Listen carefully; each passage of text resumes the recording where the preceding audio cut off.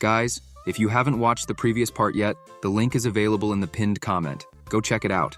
After some time of fighting, the protagonist, along with his family, managed to defeat the creatures. Tired of fighting, Carcias says that they finally managed to finish. Bak comments that it was very difficult, but it seemed like the master would continue hunting. The dragon says that he was thinking about that too, and then asks his family what they were going to do to rest. The turtle dragon says that he envies Book because he was already wanting to rest. Carcias asks if he hadn't rested enough, since he hadn't been summoned much in recent days. Bak says that the worst is when you rest, then you don't want to work at all afterward, something like Monday. The dragon asks what Monday is, and the celestial turtle responds that it was something the master's girlfriend had told him, that people get discouraged when they go to work. Mondays, after resting, want to work even less. That's why it's called Monday. Hearing that explanation, Carcias says it makes sense. Looking up, Bak says that the sky in the demon realm is sadder and has a scarlet hue. The legendary dragon agrees with his family. Ian, seeing this, thinks that his summons are putting on a real show.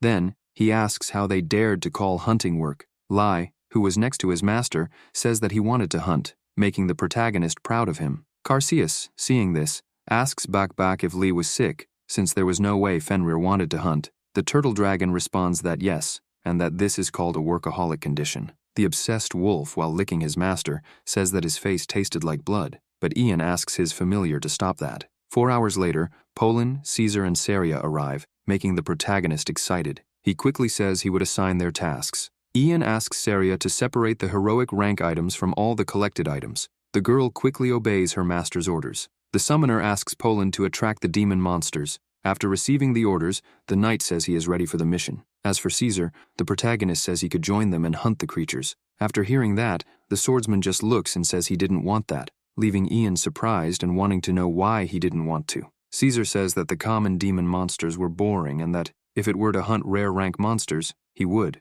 Furious, the summoner says that this is out of the question, since rare rank creatures give less experience compared to the time spent hunting them. The swordsman doesn't like hearing that at all, especially near his partners who started laughing by his side. Ian opens the ranking window and notices that his level is 179, and that the official first place in the ranking is 181. The summoner admits that he thought he would have reached more by now, still having a long way to go, but he doesn't understand why Ramir isn't in first place, since she, originally the famous mage, was in first place, but now Ian is losing all the information. Seeing this, he wonders if she had quit or hidden her information, because if Ramir hadn't given up, the protagonist was sure she would be at least 1 or 2 levels above the current first place. The summoner recognizes that he needs to work harder. Suddenly, a portal opens, and Ramir appears, surprised to see the demon realm. She says it seemed better than she thought. Ramir is the master of the Red Flames. She was previously a member of Splendor and the first in the ranking. She was the previous mage of the Red Flames. When she was in the Central Continent, she completed the mission of the Red Dragon and created the first legend. She inherited the will of the Red Dragon, the Sun Dragon, Ranohel. Ramir was looking for Ian, who was the first person to enter that place. The girl entered the demon realm as the heroic master of the Red Flames. The girl didn't know how the summoner had entered the demon realm so quickly, but she didn't want to be left behind. Meanwhile, the protagonist was fighting the monsters. Ian was dueling against the serpent men, managing to land his spear in one of them. The creatures acted quickly and tried to defend their allies, but Ian was able to perceive this, so he withdrew his spear from one of the snake men. He attacked again, successfully impaling the monster in the chest. There was still one more creature, but Caesar quickly arrived and struck, managing to cut its head off without giving it a chance. The swordsman assumed an attacking stance after delivering his blow. Along with Caesar and Ian, Saria and Poland were also part of the hunt. A message appeared stating that, due to the transcendental effects of the spiritual king's judgment, the summoner would recover 10% of his health after dodging an opponent's attack. While recovering, the protagonist said that it had already been a week since he had arrived in the demon realm,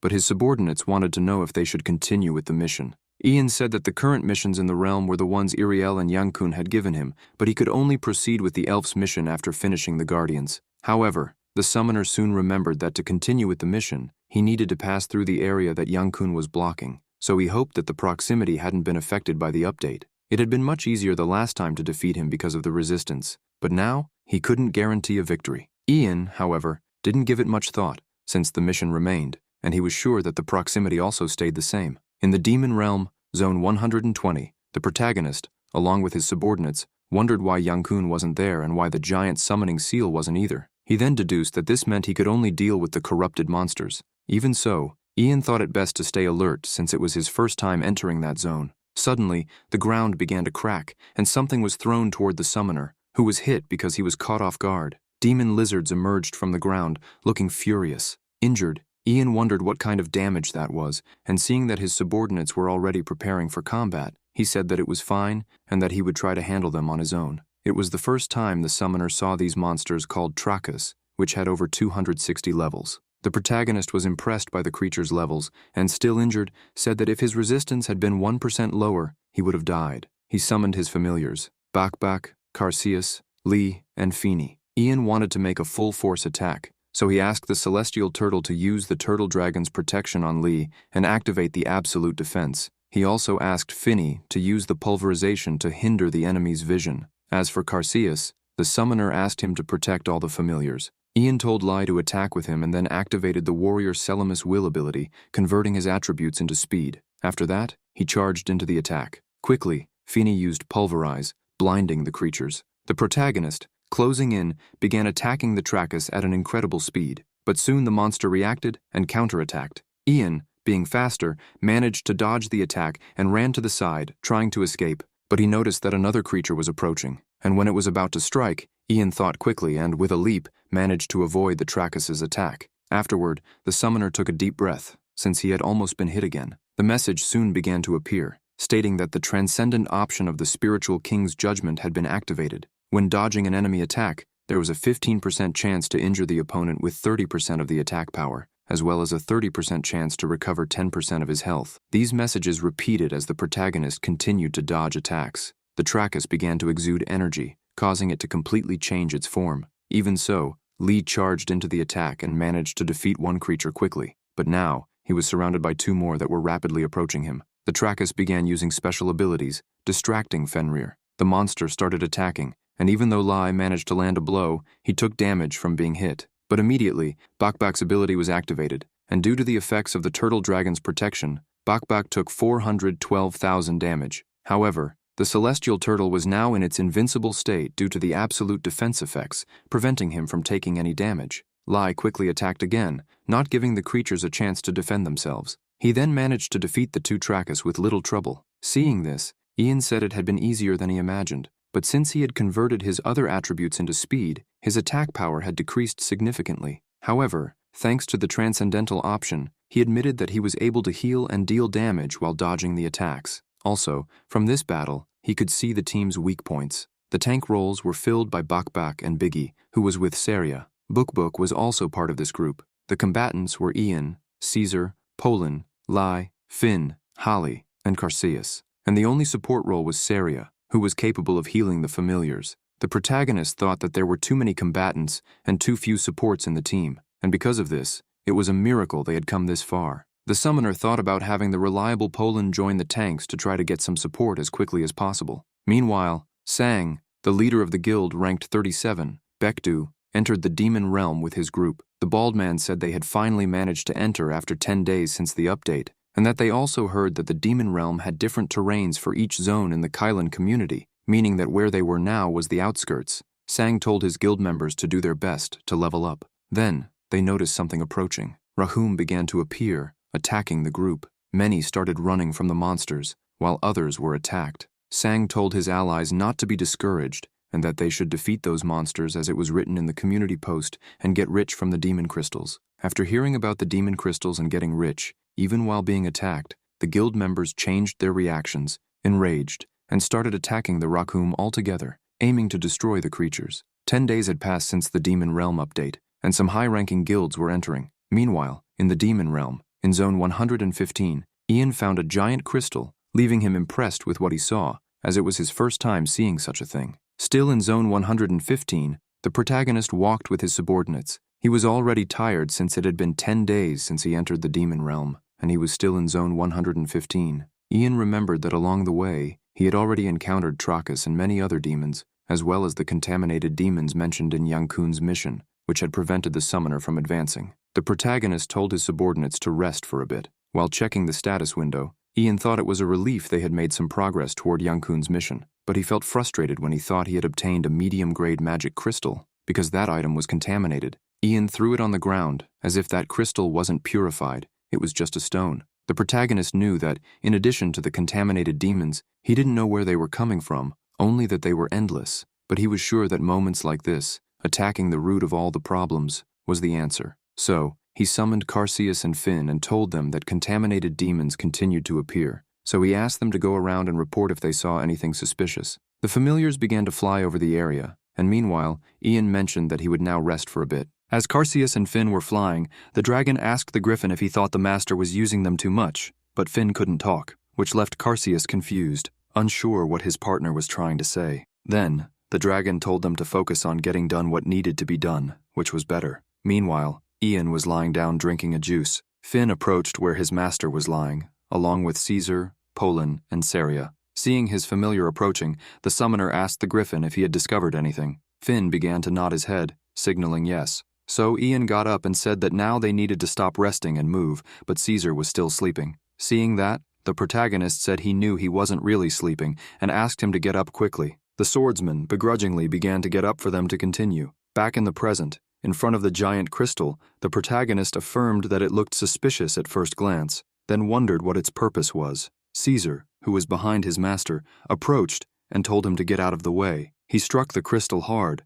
surprising everyone with that reaction. Soon, a message appeared. You attacked the Demon Realm's seal crystal, reducing its durability by 7,984.23%. Now there remain 3,360,097.77% of the crystal's durability. The NPC sealed inside the crystal, Serbian, suffered 150 damage. Now the NPC has 14,227 life points remaining. Ian was infuriated, asking Caesar why he had attacked it. The swordsman told the summoner that it was clear that thing was a problem, and therefore it was better to break such things. After hearing this, the protagonist realized that the name Serbian had appeared in a system message. Then he began to recall, and looking at the crystal, he told Caesar that there was a message saying that Serbian was inside the crystal. Ian began to panic, as what worried him most was the author of the book about demons, an elven summoner who had become a half-demon after using pure demon blood. This was the half-demon, half-elf Serbian.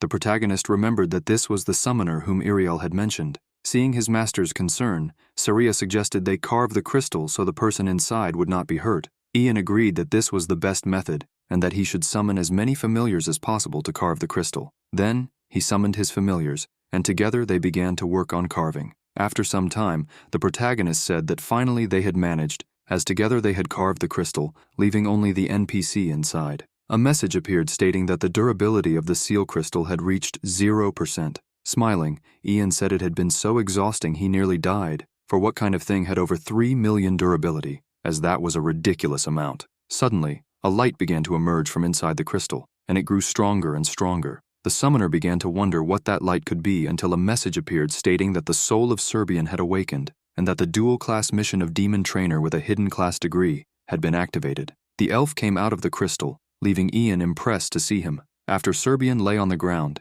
he asked the protagonist if it had been he who had taken him out. Even without an answer, he thanked him, saying that his soul, which had been dormant for a long time, had now awakened. Then, he asked for his name. The summoner introduced himself and stated his name, but seeing Serbian, Ian thought he would be older, yet noted that the elf was more beautiful and younger than he expected. Serbian thanked the protagonist again and asked if he could hear his story. The summoner says yes, and imagines that it could be another mission. The elf says that, of all the summoners from all the races, Ian was the first to become a demon summoner, capturing many demons, researching them, and gathering resources. Demons were much stronger and more mysterious than he had expected, so he continued researching them with the desire to obtain a stronger demon. In order to acquire a stronger legendary demon, Serbian tried many times, but always failed. Then, he created the Hellhound, the highest level demon he managed to tame. The elf says that this was the mistake he made. The mistake was starting experiments on the Hellhound with the intention of obtaining a stronger demon.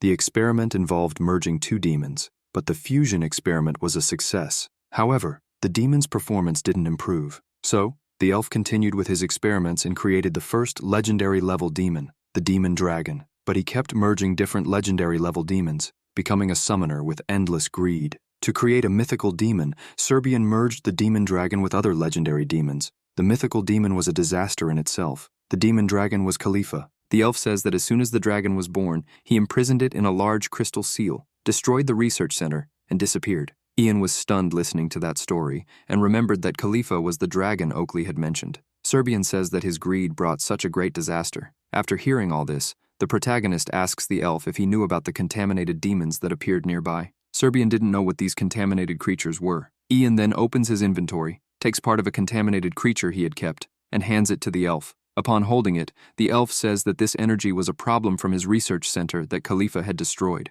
Ian wanted to know what the research center had to do with it. Serbian then explains that in order to fuse demons, he needed a chaos seed to control their magic. Demons influenced by an impure chaos seed go mad, injuring themselves. The protagonist asks what this seed is. The elf says that, to be more precise, it is a chaos stone, an ingredient of the seed, and that if one purifies such a stone, it would become a chaos seed. Hearing that, Ian deduces that the problem was basically with the chaos stone. Serbian says there is a mine behind his research center that has large deposits of chaos stones, and that this place was managed by him. But since Khalifa destroyed everything, there was a chance that demons had entered the mine. The protagonist, understanding one of the reasons for this happening, imagines that if he closed the mine, Yankun's mission should be completed. The message for the Guardian's mission appears: a favor for Yankun, the guardian of the demon realm. One of the duodenums of the demon realm is the guardian Yankun, who has a long-standing concern. Unusual appearances of corrupted monsters have occurred within the jurisdiction. The guardian manages to drive them off sometimes,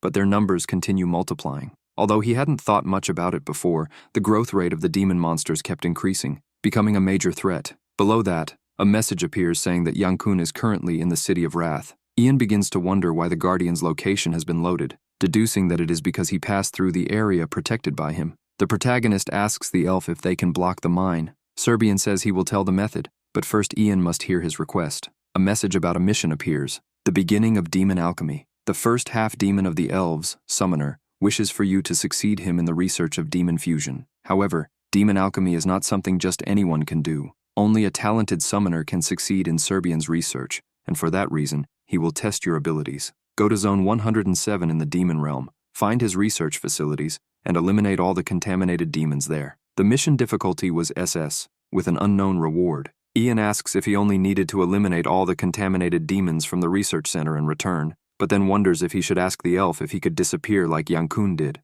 Serbian says he will accompany the protagonist on the mission. Caesar approaches and asks his master if he could handle it alone, considering Khalifa had caused significant destruction in that world. Carseus agrees with the swordsman and tells Serbian that it's a problem he created, so now he needs to resolve it. Ian feels awkward, as he doesn't understand why all of his familiars are against the elf, and it worries him that the mission might disappear. Serbian, feeling uncomfortable, says that he wanted to do it alone, but since he didn't have a body, he couldn't. Additionally, the monsters he had tamed were in unknown locations. The protagonist also feels awkward and fears the mission might disappear, so he tells his familiars that they had no choice but to help. Ian thought this was great because he would soon finish the mission and find Yankun in the City of Wrath. Afterward, he would become a half-demon by using pure demon blood and change his class to Demon Tamer. In Zone 3 of the demon realm, the protagonist fought against the corrupted creatures using his spear. He waited for the right moment to act and counterattack. Even using the spear's abilities to attack, he couldn't stop the demon centipede that was approaching to strike him again.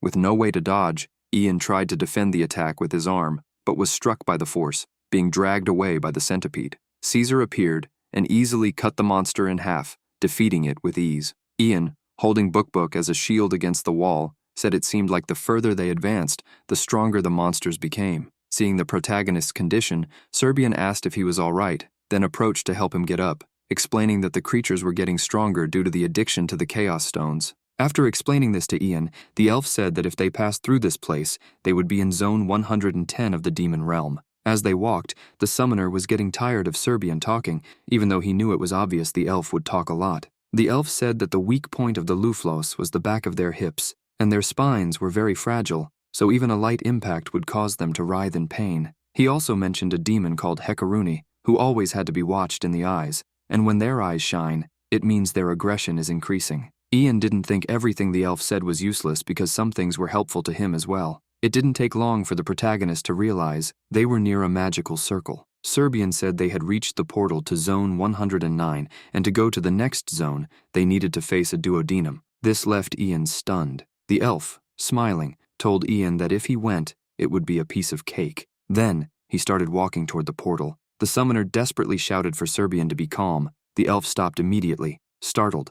Ian began to think about what to do because when he faced Yang-kun, he had a 99% resistance buff, but now, if he fought against someone like the Guardian with his current group, they would surely be annihilated. The protagonist thought of several plans to move forward and, awkwardly, told the elf that things were a bit complicated at the moment. Serbian then asked the summoner if, when he reached Zone 120, he had passed through the Guardian. Embarrassed, Ian said yes, but he had been lucky when it happened. The elf thought for a moment and said there was no other way to obtain the duodenum seal that protected Zone 120. The protagonist says that he does and starts looking through his inventory. Serbian comments that the chances of obtaining this are the same as the chances of the sun appearing in that realm. Ian shows an orb to the elf and asks if that was what they needed. Serbian kneels upon seeing the high-class demon seal of Yang-kun, as he didn't think the protagonist would have something as rare as that. The summoner then asks how they would pass with it. The elf says it's easy. He points to a tombstone nearby and says they just need to place the seal in the hole. Ian approaches with the orb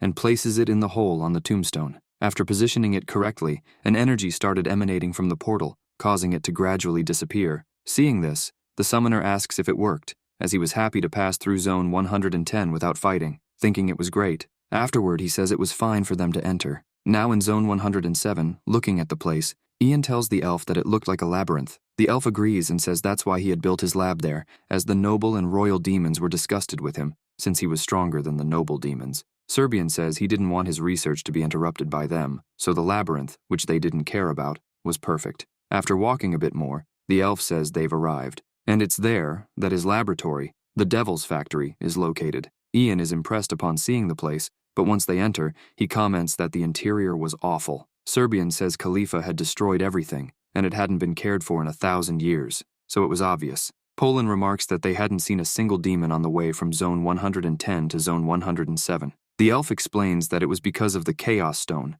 and that everyone was gathered there because of the stone's smell, which terrified Ian. He asks if it could be a large quantity. Serbian says it's not just from Zone 107, and there were probably demons from Zone 106 and 105 as well, since the Chaos Stone is like a drug for demons. The elf explains it could even be more than that, as if a demon consumes a Chaos Stone, it doesn't feel pain and shows symptoms of addiction. Then, he approaches a door and says that when he opens it, there will be monsters inside. Serbian opens the door, releasing a lot of dust from the room, making Ian cough intensely. His eyes started watering from all the dust rising. Soon, they saw a group of monsters that were eating the stones. They were surprised to see those creatures, who immediately noticed they were there. The monsters quickly retreated, and the door was closed again. Now, all outside, Ian awkwardly asks Serbian if he didn't enter the wrong room. But before he could get an answer, the monsters began banging on the door, startling the group. Caesar and Poland immediately positioned themselves for the attack. The monsters kept banging until they started using their claws,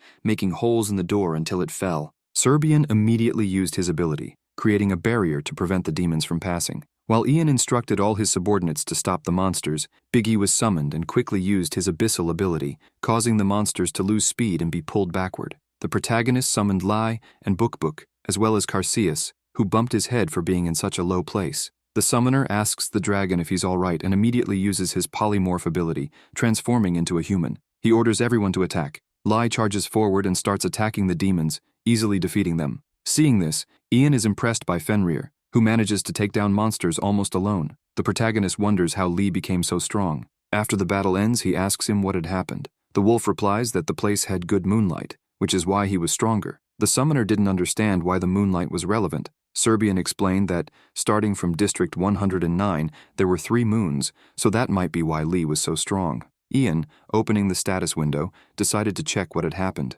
Fenrir was level 283 and classified as a beast, with a legendary rank and a courageous personality. His stats were Attack 68.000, Agility 321.000, Armor 47.200, Intelligence 20.300, and Health 353.000. His unique abilities were Bloodsucker, which absorbed 25% of the damage dealt to enemies as health. It also absorbed 70% of the life damage in cases of critical hits. Another ability was Fenrir's Fury, with a cooldown time of 10 minutes. It activated Fury mode for 3 minutes, increasing all combat-related attributes by 50% and the critical hit chance by 20%. Each time a critical hit was dealt to an opponent, the cooldown was reduced by 5 seconds. He also had Darkness Rush, with a 10-minute cooldown, where for 3 minutes, all attacks became critical and 70% of all received damage was nullified. In this state,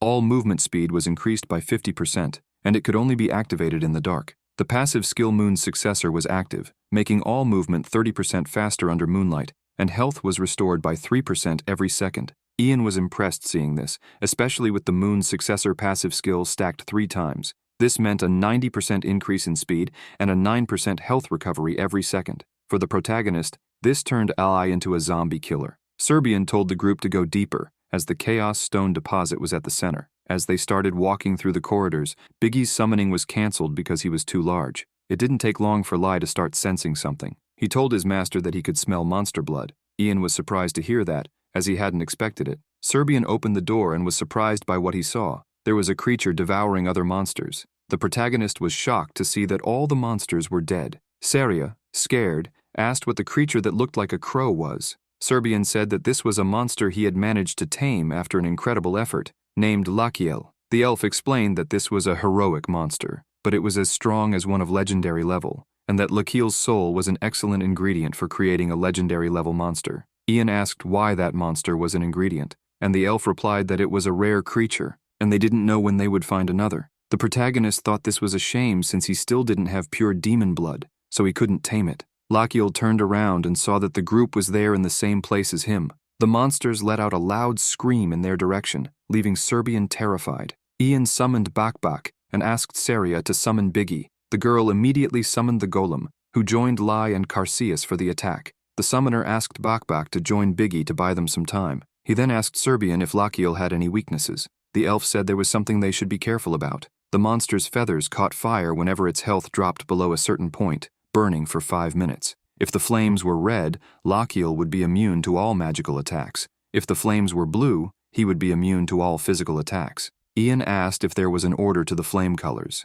Serbian apologized, saying he didn't know about that. Even so, the protagonist is grateful, but thinks that while they haven't suffered any losses yet, sacrifices may be necessary against this monster, which was already ablaze after taking multiple attacks. However, Ian declares that he doesn't just want to kill the monster. Lakiel started flying, preparing for an aerial attack. Bakbak said that if it was like this, he couldn't fight the monster. The protagonist replies that it doesn't matter if the monster flies because he will fly too. Then he summons Finn and Rake to help him. Ian declares that he will now face Lakiel in the air as well. The monster screams wildly and begins launching fireballs at the protagonist, who is still on the ground mounted on Finn. However, before the attack reaches him, the griffin, together with Rake, takes off and dodges the fireballs. Ian orders the griffin to use its pulverize ability and the dragon to use its breath ability. He also commands Bakbak to use the turtle dragon protection on Carseus, who transforms back into a dragon. On the ground, the legendary dragon watches his master and familiars fighting in the air.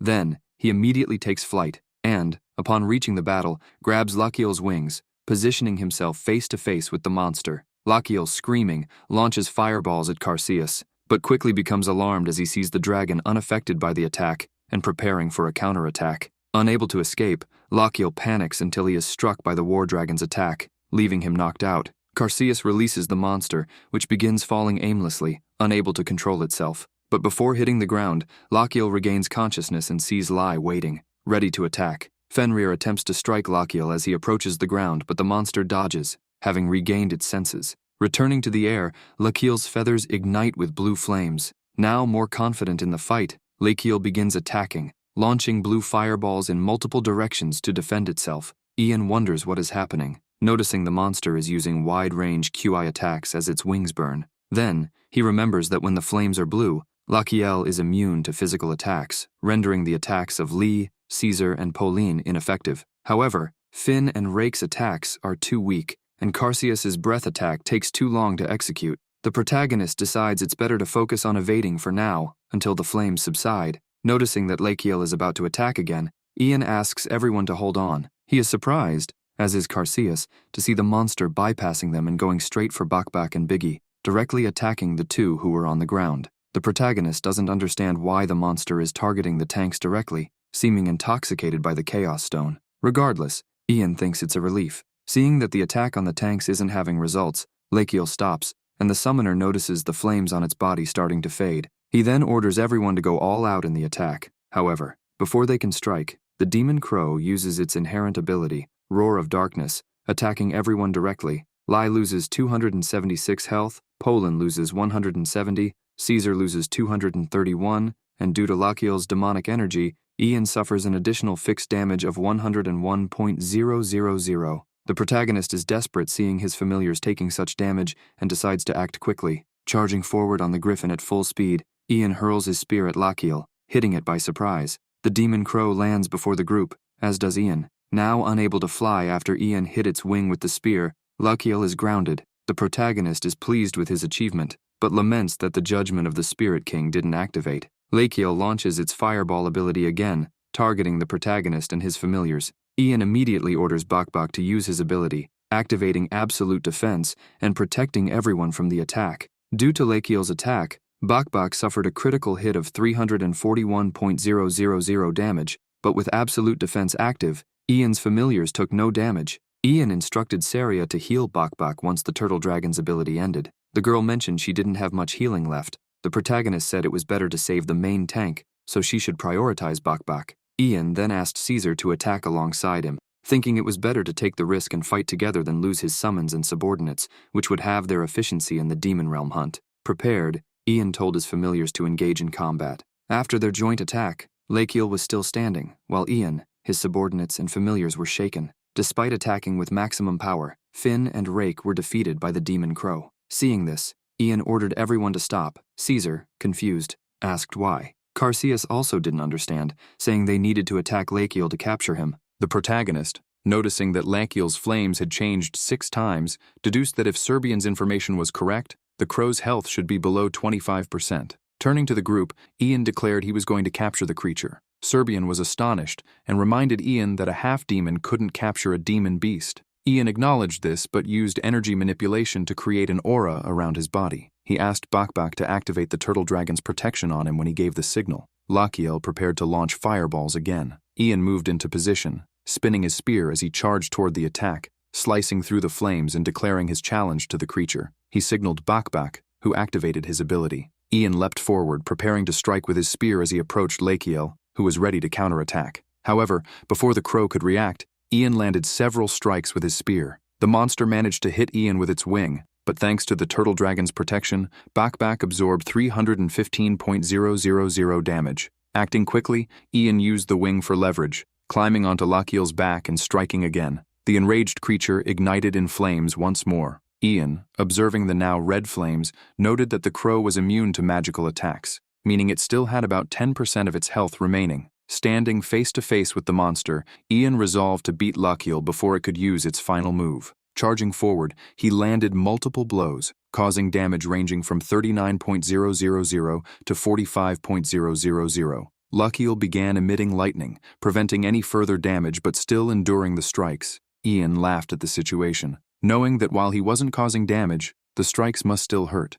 He resumed attacking Lachiel, knowing his standard attacks were physical and effective, even if the judgment of the Spirit King item had no effect. As he continued, Ian vowed to keep hitting the creature and torturing it with electricity until it was weakened. Caesar, watching his master fight, remarked that the scene felt familiar. Carcius agreed, recalling their battle against Yankun. The protagonist relentlessly struck Lachiel, causing more lightning, until he noticed the flames extinguishing. Without hesitation, Ian attempted to capture the monster. However, system messages appeared, stating that he couldn't tame creatures with magic until he obtained pure demon blood. Realizing he couldn't capture Lachiel, Ian, standing before the still-standing monster, muttered in frustration that he had ruined everything. Preparing his arm for another shadow-infused strike, Ian declared his intent to fight again. Lachiel, sensing his determination, readied itself for combat. Serbian, seeing Ian's resolve, warned that it was futile to try to tame the beast before becoming a half-demon. Even so, Ian continued attacking Lachiel, who eventually kneeled before the summoner, leaving the elf baffled. He was surprised to see this. Soon, a message appeared for Ian stating that the heroic-level beast, Lachiel, wanted to become his summon, but since he lacked pure demon blood, he couldn't control the monster after the summoning. Smiling, the summoner told the monster that it was a good listener, and that this was the easiest way for both of them. Then he accepted Lachiel as his summon. Serbian, seeing this, found it ridiculous, and mentioned that he thought it had been impossible for hundreds of years to do that, and now he saw Ian resolving it with violence. The summoner began to laugh and said it was just a tender act of pure love. After hearing this, Serbian wondered if he could grant Ian the Master Beast Tamer class. Following this, messages appeared for the protagonist stating that he had successfully tamed a tameable creature and met the conditions to unlock the advanced class, causing the hidden class of Master Beast Tamer to evolve to the next level, acquiring new advanced skills in communication and sacrifice. The protagonist was surprised to see that his new class had levels, then became curious about how to improve it, but quickly affirmed that he needed to think about that later, and now had to check out his new ability. The communication skill is a passive category, and was at level 1, with 0 proficiency and no cooldown, lasting indefinitely. If the distance between the summoned beast and the summoner is greater than the summoner's control range, a time limit of 300 minutes will be created. If the summoned beast is still out of the summoner's control range after the time limit has passed, the beast will be forcibly released. The usage conditions were that this is a passive skill that applies only to beasts summoned with maximum intimacy with the summoner. A great summoner can deeply communicate with his summoned beasts. As the communication skill develops beyond the limit, the summoner will be able to control the summoned creatures even when not present. As the proficiency of communication increases, the control range of the summoned beasts will expand, and the time that the summoned beasts remain out of control will increase. When the proficiency of the communication skill reaches its maximum, you will be able to learn communication too. The sacrifice skill is an active ability category and was at level 1 with 0% proficiency, a cooldown of 320 minutes, and the same duration. The usage conditions were that it could be used on a currently summoned creature or on yourself, and could not be used on other players, NPCs, or creatures summoned by other players. The sacrifice of a summoned creature brings sadness and anger to the group at the same time. The group gains a powerful buff proportional to the combat power of the sacrificed summoned creature, or the summoner himself. The movement speed plus level of the sacrificed summoned creature was 3%. The cooldown reduction decreases with the level of the sacrificed summoned creature by 5%. The combat skill plus combat ability of the sacrificed summoned creature increases by 2%. The sacrificed target will receive the same penalty as if it had died on the battlefield. The buff applies to the summoner and all creatures he has summoned, not applying to other group members or NPC companions. If the sacrifice skill is used on the summoner himself, not a summoned creature, the summoner will wander the battlefield in a spirit state during the duration. In the spirit state, you cannot attack enemies or use skills. When the spirit state ends, the connection to the game will automatically be terminated, and it will not be possible to reconnect to the game for 24 hours, as if you had died. Furthermore, if the sacrifice skill is used on the summoner himself, all buff coefficients and durations are doubled. As the proficiency of sacrifice increases, the buff's efficiency and duration will slightly improve. If the proficiency of Sacrifice 1 reaches its maximum, you will be able to learn Sacrifice 2. Ian imagines hugging Finn, now that he can communicate with his summons, and also imagines Hallie in a difficult situation against many monsters, though he admits he doesn't know how to use this new skill effectively. He then asks Serbian where the rest of the corrupted monsters are. Kneeling, the elf asks Ian if he plans to hunt more, suggesting that he should rest a little. The summoner replies that he still has tasks to complete. Serbian stands up and, still insisting, leads Ian to another area where more monsters are located. These are quickly defeated by the protagonist and his familiars. A message appears stating that Ian successfully defeated all the corrupted beasts in Serbian's lab, totaling 375, completing all conditions for the mission, the beginning of demon alchemy. Now, the protagonist needs to speak to the elf who is nearby. Ian informs Serbian that they've taken care of all the remaining corrupted beasts in the lab and thanks him for the help. A message appears indicating that Ian successfully completed the mission, the beginning of demon alchemy, with an SSS rank, earning 57.989.000 experience points and 400.000 reputation, causing Serbian to begin trusting him more. The protagonist thanks the elf and remarks that he also worked hard. Ian reflects that, considering how long it took to tame Lakiel, he expected a lower rank, so the result was unexpected. Suddenly, another mission message appears, the beginning of Demon Alchemy 2. Serbian, the half-demon elf and the first summoner in history, has recognized Ian's first qualification as a summoner, leadership. He is impressed by Ian's combat abilities and is now ready to begin the second test. Serbian believes that the second qualification of a summoner is the ability to tame summons. The task is to tame 3 or more low-quality beasts and return to Serbian. The mission difficulty is S, and the conditions are for users who passed Serbian's first test and are half-human and half-demon. There is no time limit, and the reward includes 10 Chaos Stones and 10 low-quality polishing stones. Ian is puzzled by the condition of being half-human and half-demon for the mission and starts wondering where that requirement originated. To Serbian, the protagonist is just a pathetic human attempting to complete a mission, but Ian begins to question whether that's how it should be. The elf explains that, originally, to further test Ian's qualifications, he would have given him a mission focused on capturing monsters. However, since Ian tamed Lakiel with a human body, Serbian wants to know if Ian understands the meaning of the mission. Confused, the protagonist admits he doesn't understand. Suddenly, a message appears stating that the beginning of Demon Alchemy 2 has been successfully completed. Ian, seeing this, finds it ridiculous since he didn't do anything, yet the mission was completed. Though he can't believe what he's seeing, he thanks Serbian for his kindness and asks what he plans to do next.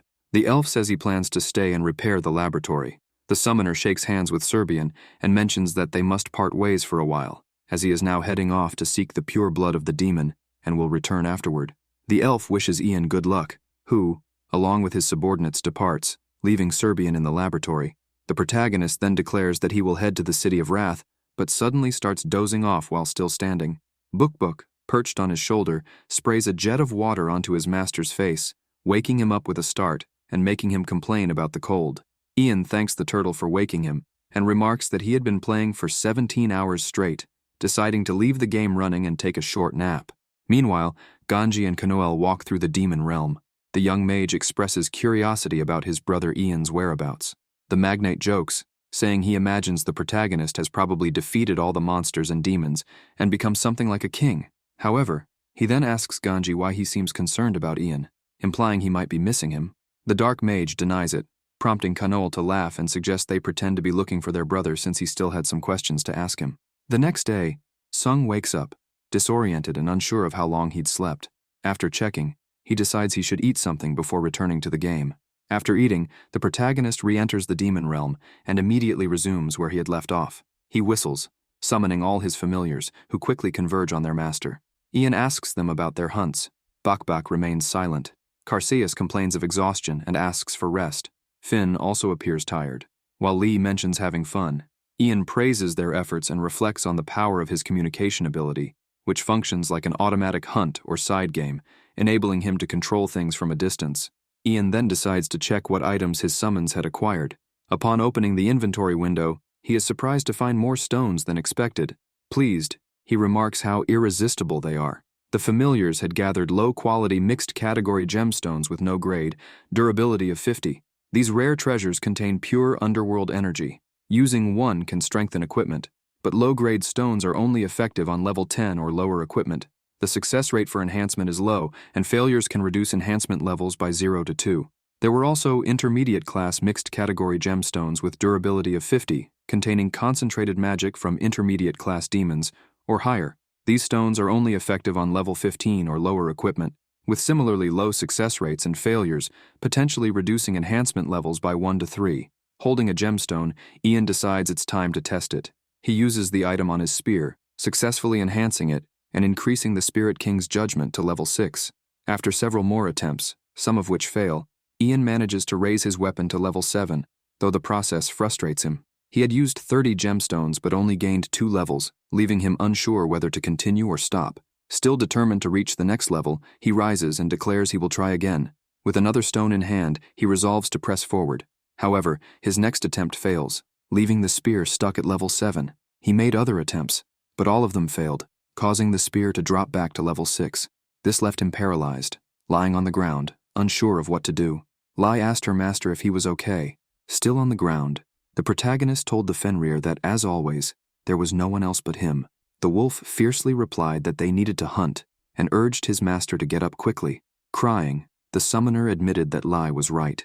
Meanwhile, in the City of Wrath, in a tall tower, Yankun was meditating until he sensed Ian's energy as the summoner arrived with his subordinates. Ian said he had finally reached the City of Wrath and stood before the tower, where 2 guards were protecting the gate. He was impressed, noticing that the guards were at level 300. Feeling uneasy but determined, he approached and attempted to speak with them. The summoner introduced himself and explained that he had received a request from Yankun, one of the 12 lords of the demon realm, and asked if he could enter the city. Ian showed the orb he had received from the guardian to the guards. Upon inspecting it, one of them confirmed its validity and allowed him to enter. The protagonist thanked them as the gates opened for him. His subordinates followed behind, but Caesar noticed something odd. One of the guards was looking at him strangely before stating that Caesar could not enter. Caesar immediately readied himself to attack, asking how a demon dared to say such a thing. Seeing his subordinates being stopped, Ian admitted he could not do anything about it but promised to return shortly, suggesting they rest in the meantime. Caesar was displeased by this and said he would let it go only because of the Lord. Before Ian continued, the guard warned him about something regarding young Kun, who was no longer one of the 12 lords. Though it didn't concern the demons, the guard advised Ian to be cautious, as this was a sensitive matter in the city. He informed Ian that the Guardian was in the Tower of Punishment in the Central Plaza. As Ian walked through the city, he was amazed by all the demons hidden within, but was ultimately glad to have arrived safely and to receive the first discovery reward. A notification appeared. Ian had discovered the City of Wrath for the first time, increasing his reputation by 500 and granting him the title Resident of the Demon Realm. Because of this, for the next week, all item prices in the City of Wrath would be reduced by 15%, and his intimacy with the city's inhabitants would increase by 10. It didn't take long for Ian to reach the tower where young Kun was located. He now stood before the Tower of Punishment. The protagonist decided to enter, and was met with terrifying prisoners whose screams sent chills down his spine. As he walked through the place, he was struck by its oppressive atmosphere, realizing he hadn't imagined the slave market to be like this. Another notification appeared. Ian had explored the Tower of Punishment for the first time, increasing his reputation by 100,000 and granting him the item Slave Contract. After receiving the reward, Ian deduced that it would help eliminate all his fears, though he still had doubts about the purpose of the slave contract. The item was categorized as miscellaneous goods, with a rare grade and a durability of 50. The central plaza of the City of Wrath housed the largest slave market in the demon realm. To contract a slave in the demon realm's market, one needed to have a rank of at least a high-level demon. However, with this slave contract, the user gained the authority to hire a slave once, regardless of rank. If the user's demon rank was higher than that of a high-level demon, the cost required for a slave contract would be halved, but only once. This item was bound to Ian, non-transferable, and could not be sold to another user. It would not be lost upon the character's death and could only be transferred once. The protagonist had no idea where to use it, so he decided to keep it stored for now and focus on finding young Kun quickly. 30 minutes later, Ian stopped and found it strange, realizing he had already passed through that area. He was confused because the path was challenging and the large number of slaves was disorienting him. The summoner thought it was odd since the Guardian usually stood out, so it shouldn't have been difficult to find him. He approached a nearby guard and asked if he knew where young Kun was. The demon looked at Ian and said young Kun should be in the central prison on the 10th floor, then walked away without saying anything else. The protagonist didn't understand what had happened and even wondered if he had done something wrong. Meanwhile, an enraged demon was fighting Shakar and landed a powerful punch on the swordsman, but it was only an illusion that had taken 748,000 damage. The demon Salagu realized the real swordsman was further back and moved closer to attack.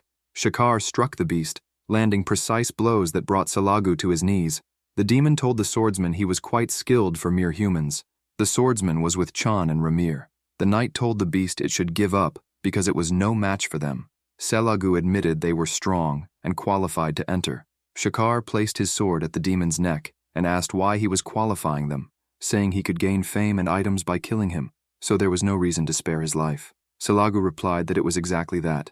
By killing him, they would gain immense fame and rewards, but they should consider carefully. If they killed him, a new gatekeeper would be appointed to guard that portal, and if they wanted to pass through it again, they would have to defeat the new gatekeeper. Therefore, they should think carefully about how to save time. Hearing this, Chan grabbed Shakar's arm and told him it was better to stop there. The swordsman asked why, since dealing with another gatekeeper would be annoying, but killing the demon would grant them a good reward. Chan agreed, but said it would benefit other users too much. While they talked, Ramir noticed a portal and pointed out that it didn't have a gatekeeper. The knight tried to convince Shakar to stop because if they killed this gatekeeper, they would have to wait for the next one to be appointed, and other users would gain free access to the area. Thus, keeping the demon alive would allow the swordsman and his guild to monopolize the area within Zone 110. Ramir didn't like the idea, as it wasn't a tactical move. Salagu noticed Shakar lowering his sword and turned to say the fight was over for now. A notification appeared, stating that the gatekeeper guarding District 110 had been defeated for the first time, granting 400,000 reputation points. From that moment, Shakar could use the portal in Zone 110 freely as long as the Demon Realm gatekeeper guarded the basement. Afterward, Ramir summoned Cassandra, a small witch. The mage asked her summon if she had passed through that area faster than Ian. Cassandra smiled and replied ambiguously. Ramir was startled and said a notification had appeared, stating that Shakar had defeated the district gatekeeper for the first time. The small witch clarified that it was obvious the team had been the first to defeat the gatekeeper Salagu, because if Ian had the seal of a high-level demon, it would be a different story. Ramir wanted to know what that meant. Cassandra explained that the item allowed its bearer to receive the same treatment as a high-level demon, granting free passage through zones protected by gatekeepers. Considering there was no gatekeeper in Zone 120, it was highly likely Ian had the seal. After hearing that, Ramir asked Cassandra if, as a demon herself, she couldn't provide her with a seal. The witch replied that she had lost all her strength and that the conditions to obtain a seal were complicated. At the very least, one would have to fight those demons one by one and achieve perfect mastery. Ramir was shocked to hear this and grew even more curious to learn about this man named Ian, of whom she knew so little. Meanwhile, back at the Tower of Punishment, the protagonist had finally found Yankun, who was sitting and waiting for him. The Guardian looked at the summoner, who said he had completed his request. Yankun remarked that Ian had been faster than expected and assumed he had already figured out why the infected monsters were being created. The protagonist responded that not only had he discovered the reason but had also destroyed the root cause of the contamination and the source of the creation of the demonic beasts, the Chaos Stone. Yankun admitted he hadn't imagined the Chaos Stone had been corrupting the monsters all this time. A mission completion notification appeared, awarding Ian an S-rank completion grade, increasing his intimacy with Yankun by 5,000 points, and granting him the item, Pure Demon Blood. The summoner was thrilled to obtain this item, as the pure demon blood was the key to completing other quests and achievements he had in progress. Yankun thanked Ian and mentioned that, thanks to his help, he could finally reduce his sentence a little. The protagonist was startled by this and asked what Yankun meant. The Guardian explained that he was imprisoned there, but with the evidence Ian had provided, he could prove the accusations against him were false and now leave much earlier than expected. Ian asked if Yankun couldn't simply stand up and walk away. Yankun explained that his limbs and head were sealed in a way that prevented him from moving, and the stones around him were suppressing his demonic energy, preventing escape. Ian asked if Yankun was referring to the pillars. Sensing that Ian had a plan, Yankun asked what he intended to do. The protagonist proposed giving him a hand by destroying everything around him. Yankun laughed and warned Ian to stop with that idea, explaining that if he tried, neither of them would see the sunrise the next day, as the moment a column was touched, the prison's mistress would appear. Ian was surprised to learn that the prison had an owner, and Yankun confirmed it, revealing that the owner was Lusika, the demon king of wrath, whose power far exceeded his own. Hearing this, the protagonist wondered if the demon king was truly that powerful, but concluded it would be best not to face him. Yankun, slightly hesitant, said it might be impolite to ask, but he wondered if Ian could do him another favor. A notification appeared for a new quest, Guardian of the Demon Realm, Yankun II, chained. The Guardian had been sentenced by the Demon Realm's Council of Elders to spend 100 days imprisoned in the Tower of Punishment. His crime was failing to follow the Council's orders. Yankun was imprisoned for being unable to complete his mission of defending the gates of the Demon Realm's 120th area from other races and finding the source of the infected demonic beasts. However, no demon usually cared about zones above the 50th. There were no records of invasion attempts at the outer gates of the 120th, and many demons had also failed to find the source of the demonic beast infection. None of them, though, received a punishment as severe as Yankun's. This led Yankun to suspect other motives behind his imprisonment in the Tower of Punishment. Reading the mission details, Ian couldn't help but wonder why the text was so long. It felt like reading an entire chapter of a soap opera. The protagonist tells the Guardian that the explanation was so long he couldn't read it all, but from what he understood, Yankun was falsely accused of a crime he didn't commit, and, as punishment, had to spend over 100 days imprisoned. For that reason, he was asking for help to undo this injustice. The Guardian confirms that this is exactly the case. The summoner assures him it's fine and agrees to help. Yankun pleads with him to hurry. The protagonist asks why it needs to be so quick, and if the punishment is painful. The Guardian explains that the pillars are draining his demonic energy, consuming about 100 points each day, and by the end of his imprisonment, he will have lost everything. Ian wonders what demonic energy is, as he had also gained this attribute as a reward for completing his first mission. He asks what happens when one reaches 50,000 points of demonic energy, and if it has any special effects. Yankun explains that it's very important because reaching that amount makes one eligible to participate in the challenge to become a noblesse. a superior demon. Ian is surprised to hear this and begins to think that if he manages to complete this mission, he will definitely recruit Yang-kun. Since Yang-kun already meets the conditions to become a half-demon, half-human using the pure demon blood, Ian plans to rescue the guardian and turn him into a follower. Then he will only need to grow stronger to tame a noblesse as well. Ian tells Yang-kun not to worry and promises to do his best to free him as soon as possible. The guardian thanks the protagonist for accepting the request, increasing Ian's intimacy with Yang-kun by 5,000 points. After this, Ian asks where he should begin. Meanwhile, in the Pyro territory, Cloven is overwhelmed by the many tasks she has to do. She lies on her desk, saying it's gratifying to see the territory grow day by day, but also wishing she could visit the demon realm. Haran enters the room, bringing her some cheer. She says Ian had sent something, which she had just retrieved from the plaza. Cloven comments that it's about time for the protagonist to return, or else they might forget what he looks like. Haran, smitten, says she looks at his portrait every day to never forget him. Embarrassed, Cloven thinks to herself that she needs to find a boyfriend soon. Changing the subject, she asks what Ian sent. Haran opens her inventory and begins selecting the item. She says she's not sure what it is exactly, but it's called a magic stone and might be a reagent for strengthening items. Cloven is surprised to hear magic stone and celebrates with the sack, exclaiming that Ian is incredible because the item is so valuable, allowing them to strengthen all items up to 5 times. Haran, still unsure of its significance, feels a little awkward. Cloven notices and asks if something is wrong. Haran says she just misses seeing Ian again and wonders where he is and what he's doing. The mage notices Haran's change in mood and jokes that she's acting scary. Holding a stone, she assures Haran not to worry about Ian, as he's surely fine. Meanwhile, the protagonist is battling another demon, which seems much stronger than he anticipated. After landing a strike, Ian realizes his attack was too shallow, causing minimal damage. The summoner orders Hallie to attack the monster. The tiger attacks, successfully diverting the demon's attention. Ian seizes the opportunity and attacks with his spear, managing to defeat the monster. After the victory, he thinks it's getting easier than he had imagined. The summoner has already defeated 25 demons and wonders how many more he'll need to face, as the system message didn't specify. A few minutes earlier, Yang-kun had given Ian the pure demon blood. Upon receiving it, Ian asks if using it would allow him to become a half-demon, but decides to check its details first. He then opens the status window. Pure demon blood belonged to the miscellaneous category, ranked rare, with a durability of 50. It was a pill refined over a century using exclusively pure demon blood.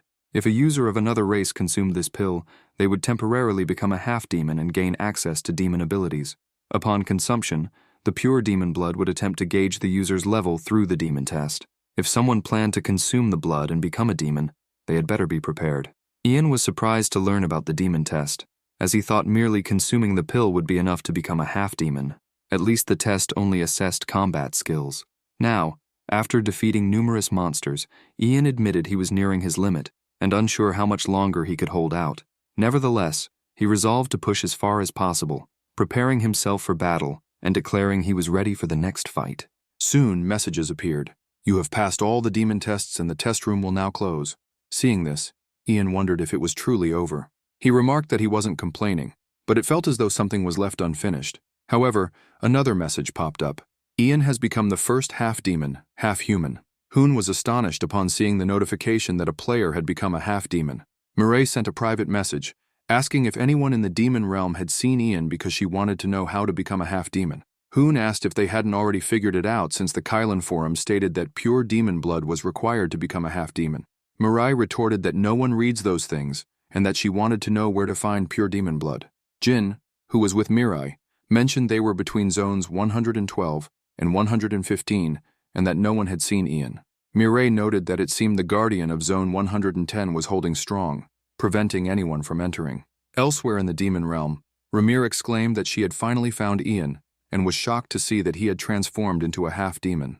Cassandra laughed and congratulated her, pointing out that even though Ramir could now use demon abilities, she wouldn't be the first to do so.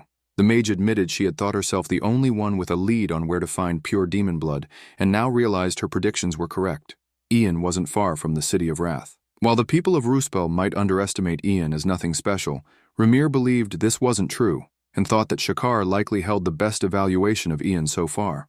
Deciding to change her judgment completely, she acknowledged that Ian might be much more useful than the Ruspel Empire or the Titan Guild. Ramir told Cassandra to follow her, as they were now going after Ian. The small witch cheekily asked her master how it felt to be a cat chasing a mouse. Regardless of the outcome, the mage was determined to succeed. In the City of Wrath, a guard sensed someone approaching and felt a different presence. Ian drew near, remarking that it had been a while since they last met. Upon seeing him, the guard knelt and addressed Ian as "My lord." Surprised by this reaction, the summoner asked why the guard was acting that way. Soman replied that Ian had proven himself deserving of the respect of a superior demon. Ian wondered if demons could now sense his presence. Realizing he was gaining more respect, he told the guard he hoped he would have greater success. Soman replied that he couldn't wait for that. Ian then asked if heading north from the eastern gate would lead to Lord Seraphim's castle. The guard confirmed it but mentioned that the castle was somewhat peculiar and shouldn't be hard to find. Curious, Soman asked why Ian was seeking that castle. The protagonist explained it was related to Yang Kun's mission. A few days earlier, the protagonist had asked the guardian if he needed to meet Seraphim and whether that was the fastest way to free him. Yang Kun told Ian to go to Seraphim, inform him that he was imprisoned, and also let him know that the source of the beast's infection had been eliminated. Additionally, Seraphim might assign another mission. Immediately, the summoner opened the status window and said that Seraphim's name was listed in the mission Birth of the Demons 2, which was great because he needed to find him anyway. Ian bid farewell to the guard, who told him not to hesitate to ask for help if needed. Meanwhile, Book was wandering around and eating everything he saw, thinking that the demon realm was filled with energy-rich foods. Even though they didn't have much flavor, he was satisfied with what he ate. The turtle wanted to find his master soon, even though being free also felt normal. Book was eager to show Ian that he could now speak human language and was just waiting to be summoned. Because of this, he grew agitated, hoping his master would summon him soon, as eating those plants had made him stronger. Book noticed a demon beast lying nearby. Furious, he asked the monster what it was staring at. The beast, confused, simply turned away without responding. The turtle muttered that others were always jealous of his success, which is why this happened. As he continued walking, he thought of Bak and said he wanted to receive more praise. It didn't take long for Book to find another plant, and upon eating it, he immediately began glowing intensely, as though something significant had happened. Meanwhile, Ian found the castle he had been searching for. He commented on how strange the castle was, thinking it should be the home of a demon king. Carseus, who was with him, remarked that the garden didn't match the place at all. The protagonist agreed, noting that the surroundings were always dark, but the garden was brightly illuminated. Ian began walking and told them to hurry up because he needed to meet Seraphim. As they approached the castle, Ian asked Carseus if he could sense any presence inside. His familiar replied that he wasn't sure but felt some kind of barrier around the place. The protagonist wondered what kind of barrier it was and whether it truly existed. A voice suddenly spoke, remarking that a human and a dragon together were an unexpected combination. The voice also noted that Ian was no ordinary human, and that it had been so long since it had last seen a half-demon that it couldn't even remember the occasion. Startled, Ian wondered whose voice it was, eventually deducing it was Seraphim. The demon confirmed this, saying he was the master of the castle and Ian could call him by his name. Seraphim asked if they were there to see him. Ian confirmed this, explaining that he had been sent by Iriel and wanted to talk to him. The demon master replied that Ian was a more special guest than he had expected. Snapping his fingers, Seraphim said that in that case, there was no problem, and they could talk inside the castle. A magic circle appeared beneath Ian and Carseus, startling them. The protagonist asked his familiar if magic circles could be drawn from such a distance. The dragon admitted he had never seen anything like it either. Soon after, the magic circle transported them inside the castle. Meanwhile, in another part of the demon realm, Rahan was fighting demons alongside his guild. The group was holding their own against a strong group of monsters. The sorceress was deep in thought, imagining other ways to achieve a new class without becoming a half-demon. She was certain that other unknown methods existed. Rahan acknowledged that Ian might be lucky and skilled, but he intended to show that there were limits no one could surpass. Solene approached and informed her master that they had finished scouting the surroundings. The sorceress praised her subordinates for their good work and instructed them to retreat, saying she would proceed alone. Drawing her sword, she advanced, thinking she might have taken longer than Ian to reach the demon realm, but she still had a secret mission to complete. The sorceress attacked a remaining creature, striking and dodging simultaneously, demonstrating her agility over the demon. With a swift maneuver, Rahan leapt onto the monster's head and struck directly at its eye, dealing significant damage and splitting the creature in half, leaving it no chance to retaliate. Her subordinates were in awe of their master after witnessing her feat, calling her the strongest magic swordswoman alive. However, in Rahan's mind, All she could think about was completing her mission to become a true demon, as a half-demon could never defeat a true demon. She was determined to defeat Ian at any cost. Meanwhile, Seraphim asked Ian if it was Iriel who had told him the story. The summoner confirmed, saying that she had explained how the demons of destruction were about to be born and had asked him to meet Seraphim to prevent a war between the human and demon worlds. Surprised, Seraphim remarked on their desire for his help and praised Iriel for her brilliance in uncovering with such precision what was about to happen. Carseus, exhausted, had already fallen asleep, while Ian wondered why no mission had appeared yet. The demon master told the protagonist that he had arrived at the perfect time, which was astonishing. A mission notification then appeared. Find the Demon King Lacaro, Castellan of the Demon Castle. Seraphim, a noblesse half-demon, was once a hero of humanity before transforming into a demon. He did not want a war to break out between the human and demon worlds. However, recently, some forces in the demon realm, led by the demons of destruction, were planning an invasion of the human world. To thwart their plans, these forces must be eliminated.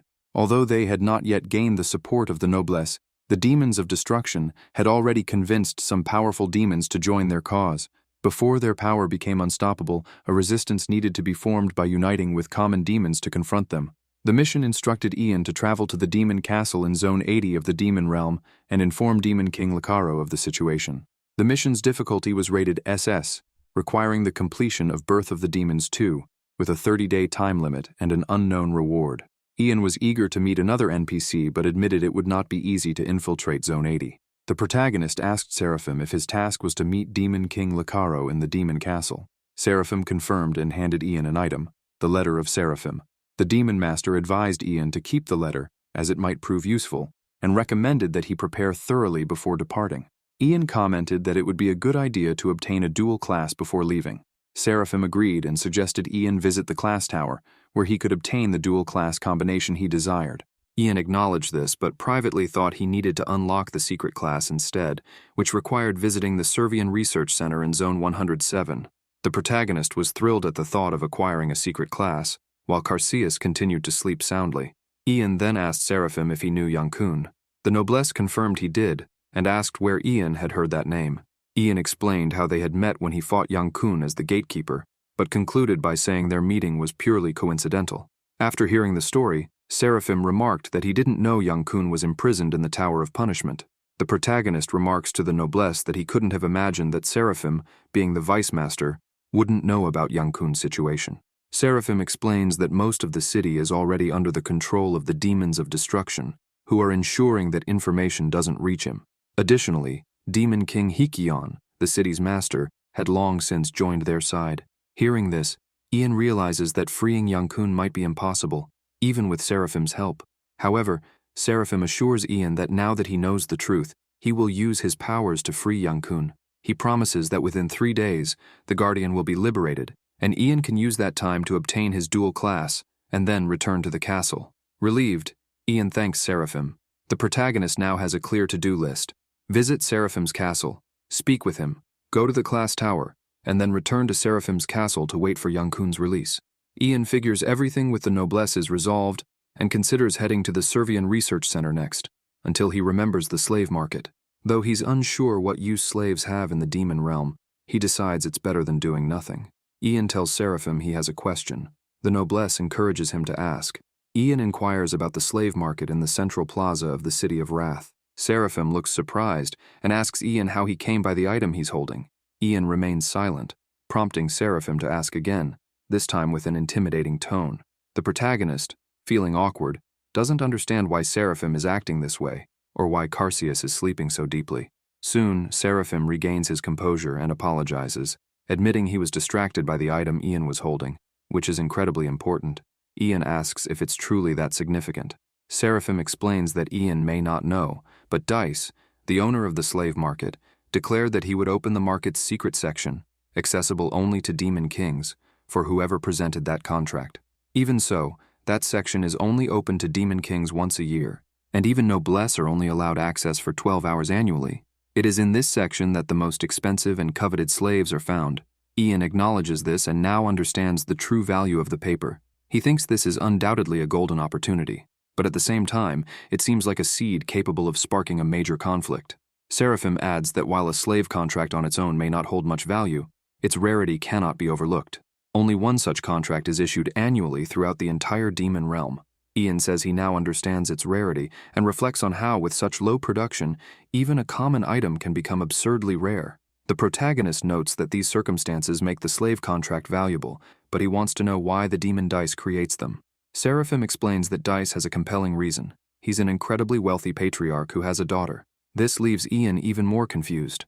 Meanwhile, in the southern part of the 100th zone of the demon realm, Shakar tumbles clumsily through a portal. After finally landing, he comments on the portal's frightening force. Chan laughs and, surprised to see Shakar alive, asks what happened inside the portal. Getting to his feet, Shakar tells the knight he doesn't seem very happy to see him. Chan denies this, saying he just wants to know what occurred within the portal. Shakar explains that for now, it will be difficult for them to invade Zone 90 because the gates in these areas have unique characteristics compared to previous zones. They are designed so that only one person can pass through at a time. Regardless of how many people enter, each will end up in a separate test room. In each of these test rooms, there was a heroic rank demon beast. Chan asked Shakar if he had managed to defeat it by drinking an elixir. The swordsman replied that he wouldn't be standing there if he hadn't. Shocked, the knight remarked that this meant the demon beast had defeated Shakar, sending him back. The swordsman explained that the beast had overwhelmed him, and when his HP dropped to 10%, he was automatically ejected, stating that the beast's strength was monstrous. After explaining this, Shakar suggested they stop attempting to attack zones below the 100th and focus on reorganizing their forces in the City of Wrath. The group agreed, and with the portal still open, Shakar resolved to try the challenge again after reaching level 200. Reflecting further, he realized that even that level might not be enough, and that he would at least need to obtain a dual class before returning to that place. Ian was walking with Seraphim, who was explaining that Dice, a noblesse, had a daughter named Sasha, who was still an ordinary demon. On her 20th birthday, she wanted to have a slave of her choice. The protagonist imagined how that situation might have played out and commented that this must have been the reason Dice created the slave contracts, to give his daughter a birthday present. Seraphim agreed and pointed out that Ian now recognized the opportunity he held with that contract. Before opening the door to the tower, Seraphim wished Ian luck and offered some tips on the key points to consider when selecting slaves. Inside the market, Dice, the owner of the slave market, greeted Seraphim, remarking that it had been a long time since they last met. Seraphim introduced Ian as his companion, visiting the slave market for the first time. Upon seeing Ian, Dice noted that his scouts had reported a high-level demon approaching, but hadn't expected a half-demon and a tamer to appear. Laughing heartily, Dice called Ian an exceptionally special guest. Ian told Dice he was interested in something and showed him the slave contract. The market owner was astonished to see it and curious about how Ian had acquired such an item. After confirming its authenticity, Dice invited them to follow him as he led them to the market's lower floor. As they walked, Ian wondered if this was the place Seraphim had mentioned. When they arrived, Dice welcomed them and explained that this was the final floor of the slave market in the City of Wrath. Ian was free to select a slave from this level with a time limit of 12 hours. If the time expired or a contract was signed with a slave, Ian would be teleported back immediately. Before leaving, Dice expressed his hope that Ian would find a slave of at least heroic rank that suited him. After Dice departed, Ian decided to take a look around. Descending the stairs, Ian recalled what Seraphim had told him. Most information about the slaves was hidden, and the rank would only be revealed after signing the contract. Additionally, Seraphim had recommended 3 specific races for slaves: moon elves, shadow ghosts, and Karagon. These were considered the best races. Seraphim had also mentioned that, when hiring a slave, most contractors only cared about attributes, thinking of how they could serve as combat forces. However, Seraphim called this idiocy, explaining that using slaves for combat was the worst possible choice. Ian wondered why Seraphim held this opinion. The noblesse explained that no matter how excellent a slave's combat abilities were, it was impossible for them to defeat high-level demons. Therefore, using slaves in combat was a waste. So, when choosing a slave, the most important thing to focus on isn't attributes but their unique skill. The protagonist, considering his options, follows Seraphim's advice, which highlighted 3 races with exceptionally good unique abilities. Among these races were the Moon Elves. Another critical factor was the race associated with the unique skill. Arella, a level 105 slave, had an attack power of 2,125, defense of 1,455, agility of 2,512, intellect of 3,312, and HP of 132,450. She belonged to the Moon Elf race, classified as a slave, with an unknown rank and a gentle personality. Her unique skill and racial ability were both unknown, as was her secondary unique ability, rated as B. Arela was a moon elf who gained power from the moon to buff her allies. Seeing the term racial, Ian deduced that her unique skill was tied to her race. Since racial specialization means the ability cannot be used by members of other races, even if they somehow manage to copy it, it indicated that any skill with this designation could be extraordinary. Racial specialization can only appear on abilities already tagged as racial. If a moon elf slave had a skill with the name racial specialization, but it wasn't tied to their race, they would be unable to use the ability at all. Ian thought that, even though Arela was a moon elf, her skill lacked racial specialization, meaning he wouldn't have issues using it, regardless of the ability itself. The protagonist continued inspecting other creatures, including demonic wolves, but wasn't interested in any of them. After examining several options, he grew increasingly frustrated, not wanting any of the available slaves.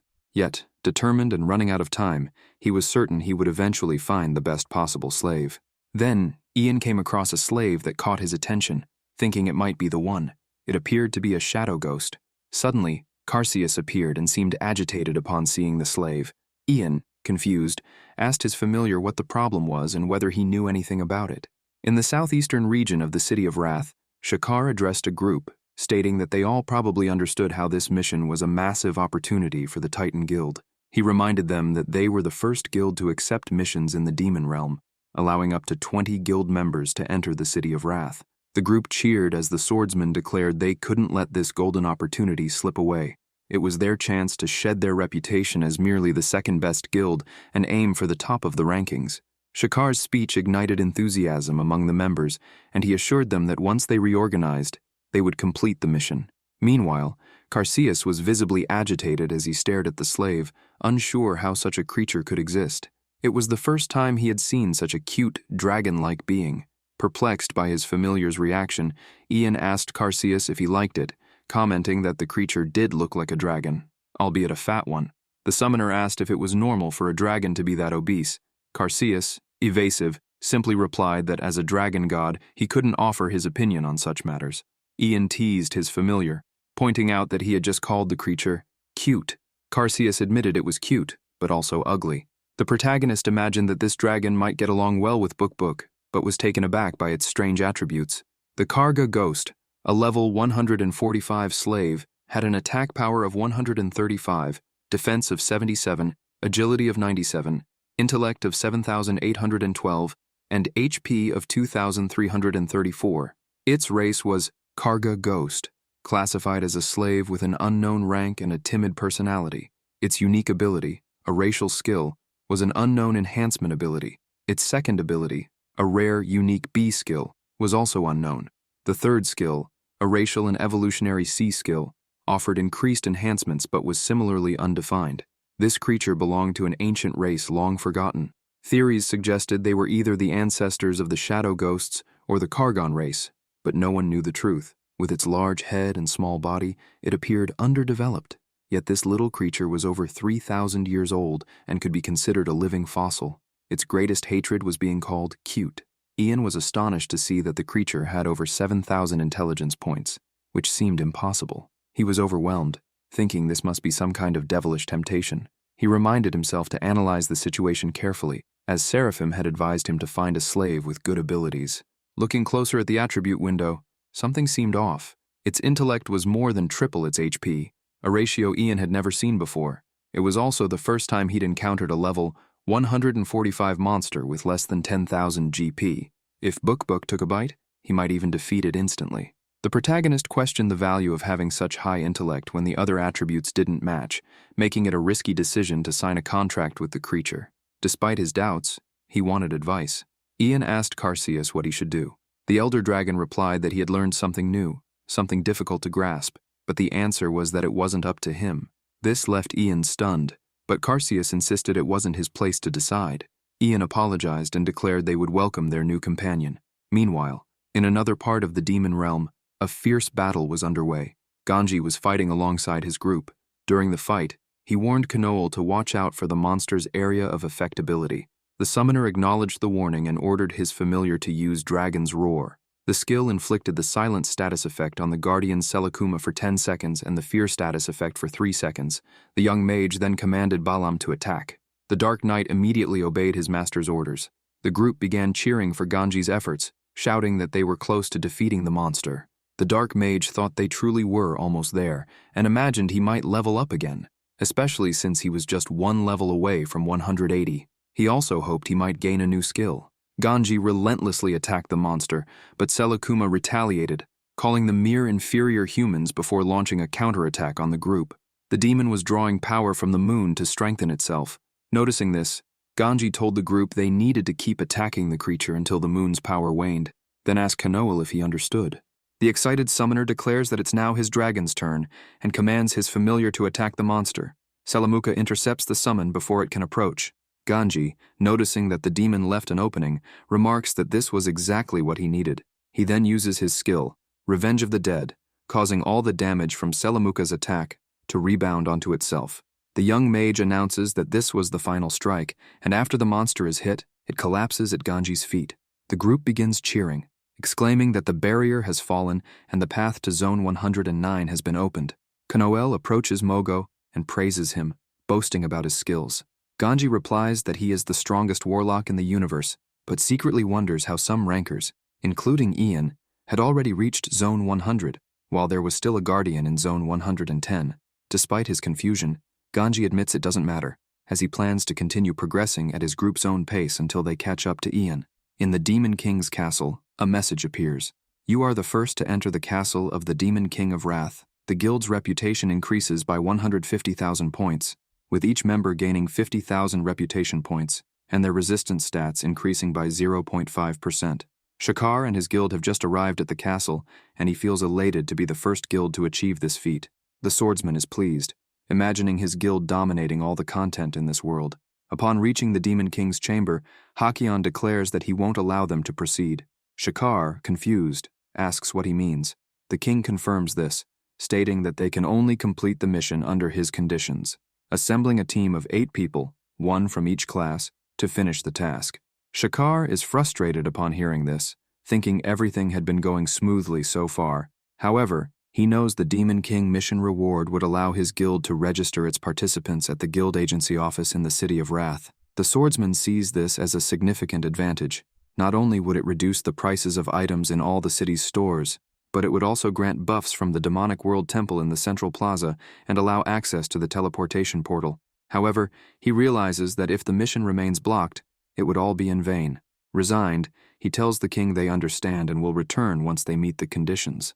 After leaving the castle, Chan asks what they should do. Shakar explains that they have warlocks and assassins in the guild, almost at level 160, who could be brought to the demon world. However, the knight points out that the problem lies with the summoner class, as their strongest summoner is only level 140. Shakar admits that this summoner hasn't even reached that level yet and doubts anyone who isn't absurdly strong could succeed in the mission. The swordsman worries about where on earth he will find a strong summoner. Meanwhile, Ian regrets a poor choice, lamenting that he picked the wrong slave. Observing Kargon, the protagonist remarks that he hadn't realized the creature's stats were so bad, but considering its unique abilities, it wasn't entirely useless.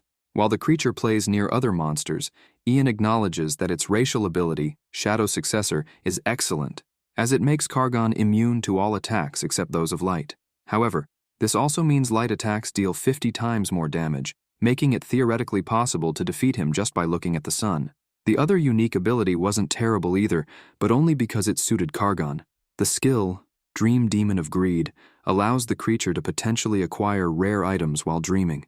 Ian hopes Kargon will fall asleep so he can test this ability. However, the creature tells its master that it doesn't know how to sleep and hasn't slept in 3,000 years. The protagonist now considers the ability useless if Kargon doesn't sleep. He begins lamenting again, thinking he'd been deceived, and blames himself for acting impulsively. Now, the only good thing about the creature, in his opinion, is that it's cute. Saria would be delighted to see Kargon, calling his chubby belly adorable as his wings flapped. Even Cesar found it amusing to watch the creature flutter its wings, causing its belly to jiggle. Ian couldn't believe his subordinates were so smitten, which was already giving him a headache. However, he reasoned that even if the creature's abilities were lacking, being cute could have its perks. Ian tells his familiars and subordinates that they're heading to the Servian Institute and announces that whoever makes the greatest contribution can play with Kaka alone for an entire day. The group, motivated by the reward, is now determined to give their best effort. Watching his group squabble over the prize, Ian muses that everything in life can be useful if approached creatively. Kaka, visibly annoyed, asks his master who he's calling cute because he hates that word. The protagonist teasingly replies that Kaka is being quite adorable at that moment, resembling a little comic book monster. Afterward, they head to Servian's laboratory. The elf is surprised to see the creature, finding it intriguing. Ian greets him, remarking that it's been a while and questioning if this is how Servian welcomes him. Servian admits he thought Ian wouldn't return for at least another month and is surprised by his early arrival, adding that they can now proceed with the dual class change. The protagonist is pleased to hear this until the elf apologizes, leaving Ian confused. Servian explains that he didn't expect Ian to return so quickly, so the lab isn't ready yet, and he'll need more time to finish. Ian asks how long the wait will be, and Servian estimates about a week. Ian offers to help, saying the whole group is ready to assist if needed. Servian laughs, noting how eager the summoner is. Meanwhile, in a house in the demon realm, the Titan Guild is gathered, and everyone is exhausted. Shakar calls for Chan and asks if he's sure their plan is possible. The knight responds that it's the third time Shakar has asked. Frustrated, the swordsman stands and slams the table, insisting they must keep trying. However, he admits it's pointless to level up members whose abilities are weak, calling it karma for not recruiting players from other classes. Shakar laments that it's too late for regrets, but insists there's still a way. Chan, observing his master, realizes Shakar already knows the answer, that recruiting players already undertaking the mission, but outside the guild would be difficult. Sharing the glory of being the first to complete the mission with non-guild members was not something Shakar would enjoy. Shakar shouts that they must push a little harder, insisting they're almost there, but the guild members, worn out, react poorly. Chan tells his master it's still too hard with their current group. The swordsman refuses to involve other guilds, and Chan agrees, adding that he doesn't want to resort to that option either. However, given their situation, there's no other choice. One, dejected, points out that the guild members are at their limits and need a solution. Seeing their dwindling options, Shakar decides to recruit rankers from new classes who aren't yet part of any guilds. Hearing this, Chan gets an idea. He stands up, excitedly telling his master that he saw some interesting news on the guild bulletin board. The guardian of Zone 110 had been defeated by a warlock who wasn't affiliated with any guild. Shakar gets excited and asks why his subordinate hadn't mentioned this sooner, as they should recruit the warlock as quickly as possible. Meanwhile, at the laboratory, Servian compliments Ian, saying his talent is truly impressive. The protagonist arrives carrying a sack filled with everything the elf needed. The group, exhausted but successful, managed to gather 70 Shupli feathers, 35 Bigor molars, and 95 Katro claws. Seeing Ian's state, Servian admits it was an incredible effort, but asks if he's okay. Ian replies that he's fine and at least it's all over now. The elf confirms that everything is ready. Messages appear indicating the completion of an SSS difficulty mission. Ian earns 85 reputation points, 20 chaos stones, and 20 lesser enhancement stones. Servian, the half-demon, suggests Ian change his class to Demon Summoner, a class obtainable only in the demon world. Dual classes allow switching without altering the original class, so Ian retains his first class as well. After seeing the messages, the elf asks if Ian wishes to change his class to Demon Summoner. Ian responds that this is why he came and enthusiastically accepts. Messages confirm Ian has become a Demon Summoner, making him the first to acquire a dual class. As a reward, the proficiency growth rate for his dual class abilities is doubled for a week. He gains 200,000 reputation points, and he receives an egg of an unknown demonic beast. Everyone in the laboratory is amazed by what's happening, and the intense glow emitted during the transformation. Messages further announce that Ian is the first player to obtain a dual class. Ramir drops her staff in shock, unable to believe Ian has pulled off another groundbreaking feat. Servian congratulates Ian for being the first to achieve this milestone. Ian expresses his happiness, but then collapses, apologizing, saying he can't take it anymore. Concerned, the elf asks if he's okay. Ian reassures him, explaining it's just that he hasn't had a good night's sleep in ages, and plans to sleep. The protagonist logs out of the game. Bakbak, relieved, comments that they'll finally get to rest now. However, a message from Ian appears. Sorry everyone, just grind for another 5 hours then rest. Ellie is thrilled to see this, leaving everyone else confused. Carseus, along with the others, is not pleased with Ian's decision, but Fenrir expresses delight, calling Ian the best master he's ever had. Watching this, Bakbak remarks to Carseus that Lai is quite strange. The dragon agrees with the celestial turtle. From afar, Buk, who had been hiding, observes and thinks he can't return yet. He finds the master terrifying for making his companions work, even while offline. The turtle begins crawling, muttering that it won't be much help unless it gets stronger. It resolves to consume more herbs, become a super turtle, and make its master proud again. The next day, Sung wakes up, remarking that he can't remember the last time he had such a good sleep. Looking out the window, he comments on the beautiful day, saying it feels like even the world is happy. Returning inside, Sung notes that days like this recharge his energy after a good rest. But now, nothing sounds better than playing, so he decides to jump straight back into Kylan to embrace his dual class. Logging back in, Ian finds his familiars completely exhausted after insane grinding. Awkwardly, he admits he may have overdone it. Carseus agrees, saying it might have been a bit excessive. Ian gathers his familiars and tells them to rest, noting that forcing them to continue without proper recovery could harm their affinity. Servian is delighted to see Ian and says it's time to begin while reviewing the details of the new class. Excited, Ian replies that after all the struggles to obtain it, all he wants is to see his new secret class, Demonic Beast Summoner, a dual class type from the demon world with a secret rank and proficiency below 0%. The class attributes are listed as follows: Demonic Energy, required to control demonic beasts. To summon high-level beasts, a significant amount of demonic energy is necessary. Affinity with beasts, needed to capture high-level beasts. Dexterity, determines the success rate of training demonic beasts. The class-related skills are Summon Demonic Beasts, Concentration, Beast Training, and Demonic Beast, Disintegration. This secret class was created by Servian, the first half-demon, half-summoner elf. After centuries of research, Servian developed the secret technique of beast training, enabling the creation of immensely powerful beasts. If Ian masters the art of training demonic beasts, he will be able to create incredibly strong ones. Servian explains that just as a summoner needs leadership to perform summoning, a demonic beast summoner requires demonic energy. Ian notes that demonic energy functions like a consumable attribute, similar to mana, and that affinity with demonic beasts seems to be the demon world's version of affinity. However, he realizes that dexterity is also essential, concluding that he'll need to keep training hard. Additionally, the mental focus skill temporarily incapacitates Ian for 30 seconds, but resets all summoning cooldowns. Despite the risk, he sees significant potential for this skill in battle. Ian recognizes that demonic beast training is the crowning jewel of the demonic beast summoner class. This skill allows him to designate a primary demonic beast and sacrifice other beasts to strengthen it. If the process fails, the beast used as material disappears, but the primary beast remains. Servian advises Ian to improve his transformation skill level. Otherwise, it won't be possible to train even low-level demonic beasts effectively, while his proficiency remains low. Ian asks if, even with failures, the best way to train would be by attempting to strengthen high-level demonic beasts.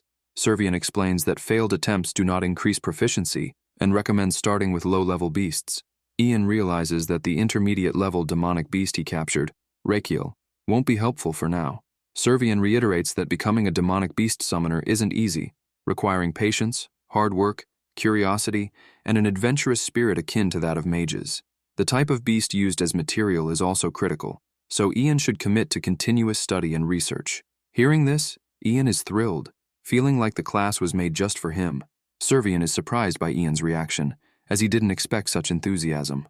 Later, Lee is battling demonic monsters, but Ian orders Fenrir to retreat, knowing that one more hit could prove fatal. The wolf obeys his master's command. After Fenrir retreats, Ian instructs Bakbak to attack, and Finn to distract the demonic beasts to keep them away. The turtle dragon bites the monster's tail, giving Ian the opportunity to capture it. A message appears confirming that he has successfully captured Big O, and his proficiency in the demonic beast summoner class increases by 0.15%. Ian praises Bakbak and the others for their excellent teamwork. The summoner now knows that the demonic energy required to capture a low-tier beast ranges from 500 to 1,000 points, and currently, he has 17,000 points, allowing him to capture about 25 of them. The protagonist realizes this is his limit for now, and tells his familiars he'll take a break to rest. After setting up camp and lighting a fire, Ian decides to try demonic beast training. He plans to use the low-tier beast Suppli as the primary beast, and the intermediate-tier beast Bigo as material, adding lower-grade spirit stones. He notices that the chances of success increase by 20%. Delighted by this, he begins the training. Caesar approaches and asks his master what he's doing. Ian tells him to wait, as he needs to focus. Ian continues the training until messages appear confirming that the demonic beast training has been completed, and that the intermediate-tier beast, Kairof, has been born. His training proficiency increases by 1.5%, and the protagonist celebrates his achievement, earning 100,000 reputation points. His beast training proficiency increases by over 10%. Afterward, the protagonist tells Caesar to prepare because the time has come. The swordsman is confused, and Ian explains that it's time to get to work. After defeating more creatures, Ian reflects that hard work is always rewarding and compares it to real life, where studying English for 2 hours doesn't yield such immediate results. In Kylan, however, his efforts are much more gratifying. Determined, he resolves to continue capturing beasts, proclaiming that from that day on, he is a master of demonic beasts. Ian pushes himself, and with each beast he defeats, he declares they're all his. Over time, his familiars and subordinates grow extremely tired. The protagonist tells them they can rest for a while as he returns to training demonic beasts. After some attempts, he achieves a few successes, but also experiences failures, reducing his affinity with the demonic beast Bigo by 5,000 points, and causing Suppli to disappear. Ian feels frustrated, as after dozens of attempts, he has only succeeded 5 times. He admits the chances of success are lower than he anticipated, but remains determined, believing that if he keeps working hard, he might reach skill level 1 by the next day. While contemplating this, Caesar approaches and asks his master where they'll go after completing this hard work. Ian replies that they'll continue hunting and then return to the City of Wrath because they now have a new member in the family. The protagonist can't help but laugh, imagining Caesar's reaction to having a new boss, and eagerly anticipates the moment. After their conversation, Seraphim asks Caesar where they're headed, and the swordsman replies that it seems they're going back to the City of Wrath. Meanwhile, in the city, Ganji and Kanoel have arrived. The summoner is excited, declaring that they can finally enjoy the contents of the demon world. However, he wonders aloud if they should finish the mission first before entering the city. The mage confirms that this is what the community board suggested, mentioning that a certain Chan from the Titan Guild posted it. A knight sits idly until one arrives and tells him the guest has arrived. Chan is startled and asks who it is. The young man replies that it's the warlock he's been looking for, near the City of Wrath. The knight declares they must prepare to receive the guest. Chan sends a private message to Ganji, who is surprised to receive it. The knight continues sending messages, informing him that he knows he just arrived in the city and that the Titan Guild will help him with the mission. The dark mage, excited by the situation, starts running and tells Kanoel to hurry up because they can finally cross the city gates. The summoner runs after him, not fully understanding what his partner means. Nevertheless, they rush toward the city. Meanwhile, Ian and Caesar return to the castle to meet Seraphim. After obtaining the dual class, the noble remarks that Ian returned sooner than expected. Ian asks about Yankun, specifically if he had already been freed from the Tower of Punishments. Seraphim replies that the demon lord immediately freed him. The protagonist thanks Seraphim, who explains that it was all thanks to Ian, as once he proved the guardian's innocence, there was little left to do. Ian expresses his gratitude again and asks where Yankun is. The noble tells Ian that the guardian is waiting for him. The summoner is ecstatic about this, knowing Yankun is a high-ranking demon, and it's finally time to acquire a creature with insane attributes. Even so, after leaving the castle, Ian admits this isn't the moment to focus on the guardian, as he needs to complete Seraphim's mission of delivering the letter to Lacard. It doesn't take long for Ian to find where Yankun is. Upon entering what appears to be a tavern, Ian is surprised by its size but still doubts Yankun could fit inside, given his enormous stature. Suddenly, Yankun calls out to Ian, surprising him further. The guardian, now with a different appearance, greets the protagonist, saying he's been waiting for him. Meanwhile, a demonic beast is defeated by Sharan, who after a tough fight, achieves victory. Her guild celebrates the accomplishment, and a message appears confirming she completed the mission Road to the Demonic Abyss with an A rank, earning 250,000 reputation points. Her guildmates praise her for her success. Another message reveals the requirements to enter the demonic abyss have been met. Sharon reflects that while Ian might have stolen the prestige of being the first to enter the demon world, being the first to enter the abyss will belong to her. Ian, still amazed by Yankun's presence, listens as the guardian thanks him for enabling his swift release from the tower and for retaining most of his demonic power. Ian struggles to believe this is the same guardian, given Young-kun's altered appearance. Young-kun explains that it's thanks to Seraphim's assistance. When freed from the tower, his demonic energy was around 500 points. However, Seraphim provided him with high-grade magical herbs, restoring his energy to 50,000 points. The Guardian further reveals that his vessel was enhanced to contain his restored power, which also allowed him to change his appearance. Young-kun adds that he is now eligible for a promotion to noble status, but must compete with other candidates to achieve it. Hearing this, Ian finds the situation incredible. Young-kun declares his eternal gratitude to the protagonist and says he wishes to serve him from that moment forward. A message appears stating that the High Demon, Young-kun, wishes to become Ian's follower. Overjoyed, Ian extends his hand to the Guardian, thanks him, and expresses hope for their mutual success in the future. He accepts Young-kun's offer. Another message appears, indicating that for Ian to have more followers, he needs to be promoted to Duke. Surprised by this revelation, Ian realizes he has reached his follower limit. With sufficient reputation points for promotion, Ian contemplates the decision, noting that even after being promoted, he would still have millions of reputation points remaining. However, he decides against the promotion for now, reasoning that it's better to preserve his reputation.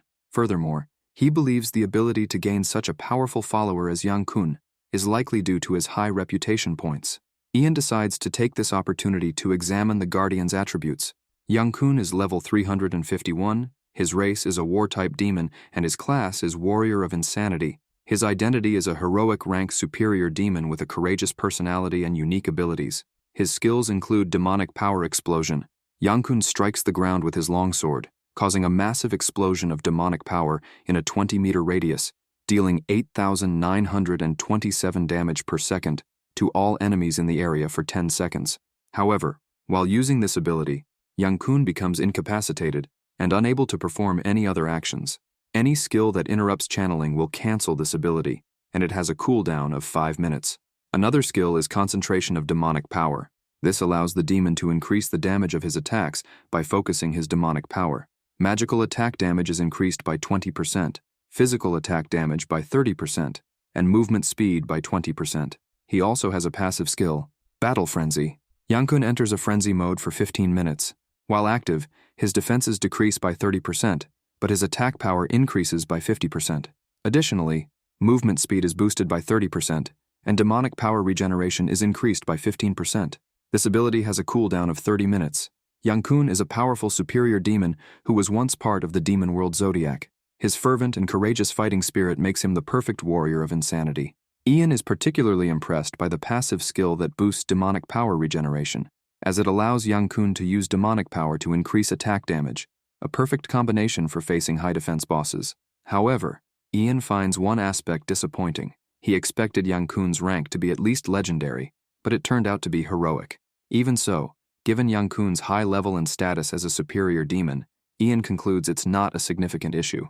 With his observations complete, Ian informs Young-kun and Carseus that they are heading to their next destination, the Demon Castle in Zone 80, to meet the Demon King Licard. Caesar, still in shock that the Guardian Demon has become his master's follower, exclaims that it's hard to believe this has happened. Ian jokingly responds that it's so incredible even demons want to follow him and suggests they warmly welcome the new member. Young-kun turns to Caesar and expresses his hope that they will get along, asking if it was Caesar he fought previously. Caesar confirms, albeit cautiously. Noticing Karagon, the demon asks Ian where he found such a creature. Ian asks if Young-kun recognizes him. Hearing this, Kaka interjects, calling Young-kun useless, but Ian dismisses the comment, teasing Kaka by saying he's just cute, which irritates the creature. Young-kun then asks Kaka if he's a ghost. Kaka, delighted, responds that someone finally recognizes him as a powerful member of the Dark Clan. Young-kun admits he has heard of such creatures and adds that they are indeed very cute. Ian can't hold back his laughter, and even Caesar seems amused, moving closer to the Guardian. The protagonist asks Young-kun if he has any information about the Karga ghosts. Young-kun replies that he doesn't know much but recalls reading about them in an ancient book. He explains that these creatures are part of a dark clan that doesn't need sleep. Ian mentions that this is one of the problems since one of Kaka's unique abilities, Demon of Greedy Dreams, allows him to acquire rare items while dreaming. Young-kun remarks that while it's unusual, it's not a useless ability. This piqued Ian's curiosity. The Guardian explained that when a Karga ghost undergoes awakening, it becomes a member of the Night Clan. Members of the clan gain the ability to sleep, which is when the ability becomes useful. The protagonist remarked that this was fantastic but wanted to know how he could trigger the awakening. Young-kun admitted he didn't know, and Karagon also claimed ignorance. Ian sighed, saying it was too good to be true. For now, they would focus on crossing the gate of Zone 100. At the gate, there were 2 guards. Seeing this, Ian asked Young-kun if his authority as a superior demon would allow them to pass easily. Young-kun replied that not even a demon king could pass through the Zone 100 gate without approval. A test was required to gain entry. Ian asked about the nature of the test. Meanwhile, Ganji was speaking with Chan. The mage asked if Chan was indeed offering to help him with the Demon King's mission or test. The knight confirmed, explaining that one of the mission's requirements was having at least 1 player from each class in the group. Ganji thought that helping the guild might benefit him later, and could even unlock secret missions. He asked how long the mission lasted. Chan explained that each attempt took around 12 hours, and even in failure, no one would die as a result. This made Ganji think it wasn't a bad idea, especially since he wanted to meet Ian as soon as possible. The knight admitted to the warlock that he was desperate for their help, even though it was embarrassing to admit for the second-ranked guild. He emphasized that no warlock was as skilled as Ganji. Hearing this flattered Ganji, who said he had no choice and couldn't be blamed for being so strong. Chan, observing this reaction, thought it was too easy. A simple compliment made the boy melt. The knight added that if Ganji helped their guild in the mission, they would make sure everyone knew they could only complete it thanks to his help. Ganji loved the idea and agreed to join the mission, eager to prove himself. Chan declared it perfect and shared the mission. A message appeared for Ganji to accept the mission, but before doing so, he wondered if this mission, like the Immortal mission, would be shared with Ian. As the protagonist was contemplating his next move, the master-slave connection activated, and the mission was automatically shared with Ian, who was startled by the notification. However, Ian quickly decided it wasn't the time to stand still reading messages, as a beast was approaching to attack him.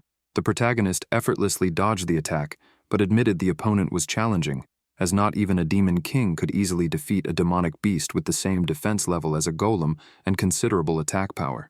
Ian noted that the biggest problem was the monster's immunity to all status effects. He confirmed this when his target was unaffected by a stun effect due to its immunity. It was the first time Ian had encountered such a skill. While still in combat, Ian remarked that the monster was highly resilient, but could be treated like a giant punching bag that he could hit repeatedly. The beast demonstrated its sturdiness by launching long-range fire attacks. Even so, Lai relentlessly attacked, and Caesar, perched on the monster's back, prepared to strike. The swordsman managed to slice the beast in half and declared that no matter how tough it was, there was nothing his sword couldn't cut. To Caesar's surprise, the monster, even split in half, continued to attack and was about to strike him. Before the monster could react, Young-kun, in his giant form, intervened and delivered a decisive blow, finishing it off for good. Caesar appreciated the help from his new partner. The guardian tells the swordsman that he let his guard down and needs to be more careful, but Caesar, unwilling to back down, accuses Young-kun of stealing his last hit. Watching this, Ian thinks it's not really his style to defeat an opponent after weakening it with crowd control, but what mattered was that they had won. The protagonist remarks that the next time he meets Serbian, he'll ask how to tame a golem. Suddenly, the portal guards kneel, and the gates open. Ian announces that the Zone 100 gate is now open, and they can move forward. All the familiars pass through the portal. Meanwhile, Ian receives a message that he has completed the 100th dimension and is now heading to the 99th zone of the demon world, becoming the first to cross the portal and earning 150,000 reputation points. Upon arriving, Ian notices the place is entirely different from anything he's encountered before. Shortly after, a message appears, stating that a powerful demonic energy can be felt everywhere, and movement speed is reduced by 5%. Ian, pleased with the environment, remarks, "This is much more my style." Meanwhile, Ganji, after accepting the mission, is sure it was shared with the protagonist, but finds it strange that Ian hasn't sent a message. No one in the room understands Ganji's behavior, as he seems unusually calm about Ian's reaction to the mission notification, considering how well he knows him. The mage even speculates that Ian might be logged out of the game.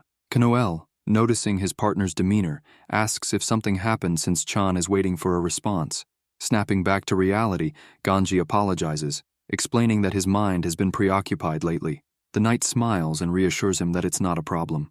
Ganji then requests a favor. Surprised, Chan asks him to speak. Ganji says, "If you still don't have a good summoner, could Kanoel also join the group?" The magnate is surprised by his partner's suggestion, but the warlock explains that even though Kanoel's level isn't high, his abilities are strong. More importantly, his main strength comes from possessing one of the secret classes that emerged with the appearance of the demon world. Chan considers it and admits that his first idea was to recruit Ian, but concludes that it's worth including Kanoel since he has a secret class. Smiling, he tells Ganji it's a good idea. As the mage celebrates with the summoner, the knight privately thinks that at least in the future the two would be weaker opponents to face. Kanoel says he hopes to work well with the group, and Chan shakes his hand, expressing the same sentiment. Meanwhile, Rahan defeats another beast, bringing her total to 17, and successfully completing the demon's test. As a result, she becomes a true demon, the first to achieve this, earning 500,000 reputation points. Rahan is now transformed from human to demon, with a 50% increase in experience points gained from killing demons or demonic beasts. She celebrates finally becoming a true demon, stronger than half-demons, and believes no one in the demon world can match her progress. All of Rahan's combat abilities in the demon world are enhanced by 20%. She reflects on the loss of her magic swordsman class and her participation in her guild, but decides not to dwell on those attachments now that she's a demon. Despite being the strongest and a member of the best guild, she reasons that her defeat by the Lotus Guild in the past was likely due to her former limitations. Furthermore, with more powerful individuals emerging, it's not the time to focus on being number one. Instead, she realizes she needs overwhelming power to defeat them, achievable only through her new class.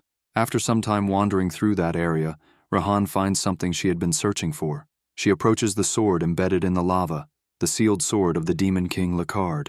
As she grasps the item, a warning message appears, stating that removing the sword would activate a magic circle, awakening the demon dragon. Once awakened, the invasion of demons into the human world would accelerate by 30 days, and they would become significantly stronger. Seeing this message, Rahan realizes this is why waves of monsters in the demon world become more frequent and powerful after the sword's removal. However, to her, the human world would be overtaken by the demon world anyway. In other words, the demons will seize everything in the human world, so by removing Lacard's sealed sword, she could become stronger. After pulling the sword free, she remarks, "This should be reason enough for the demons to unite." With the sword removed, Rahan declares her pact with Mahamyu complete, and the magic circle of the Shadow Seal begins. A message announces that the swordsman has met all the requirements to receive the Warrior of Insanity class, and the magic circle drawn on the rock has been successfully destroyed, awakening the demon dragon Khalifa from the darkness. In Zone 95 of the demon world, Ian is calmly drinking water. While they rest, he mentions that somehow they managed to travel from Zone 99 to Zone 95 in a single day, thanking everyone for their hard work. Watching Lee and Carcius chatting, the protagonist admits they deserve a good rest after everything they've done, and wonders if everyone has become more tolerant of exhaustion. Additionally, Kaka has had a positive effect on the group's morale, making a noticeable difference. It seems everyone is treating the creature like a pet. Kerrigan stops flying and, annoyed, asks Ian if he's laughing at him. Wanting to tease his familiar, Ian responds, "Yes." After talking with Kaka, the protagonist remembers Book, whom he had let wander off alone, and wonders what the turtle is up to. Book is eating magical herbs after finding plenty. As he eats, he savors the sweetness that melts in his mouth. Book admits that this is the highest quality herb he's ever tasted, and a message appears, informing him that he has consumed a superior magical herb, increasing his phantom training level by 2.58%. Seeing this, the turtle thinks he only needs a few more days of consuming magical herbs to reach his maximum level. He imagines himself as the coolest turtle in the world, even more beautiful than Carcius. However, while searching for more food, Book admits that he misses his master and wonders if Ian is doing well. He doesn't just miss Ian, but also everyone else. Ian tells Kerrigan that he's spent too much time with them and asks if he wants to meet his turtle friend. Kaka asks what a turtle is. Ian explains that it's a friend he has who's more useful than Kaka.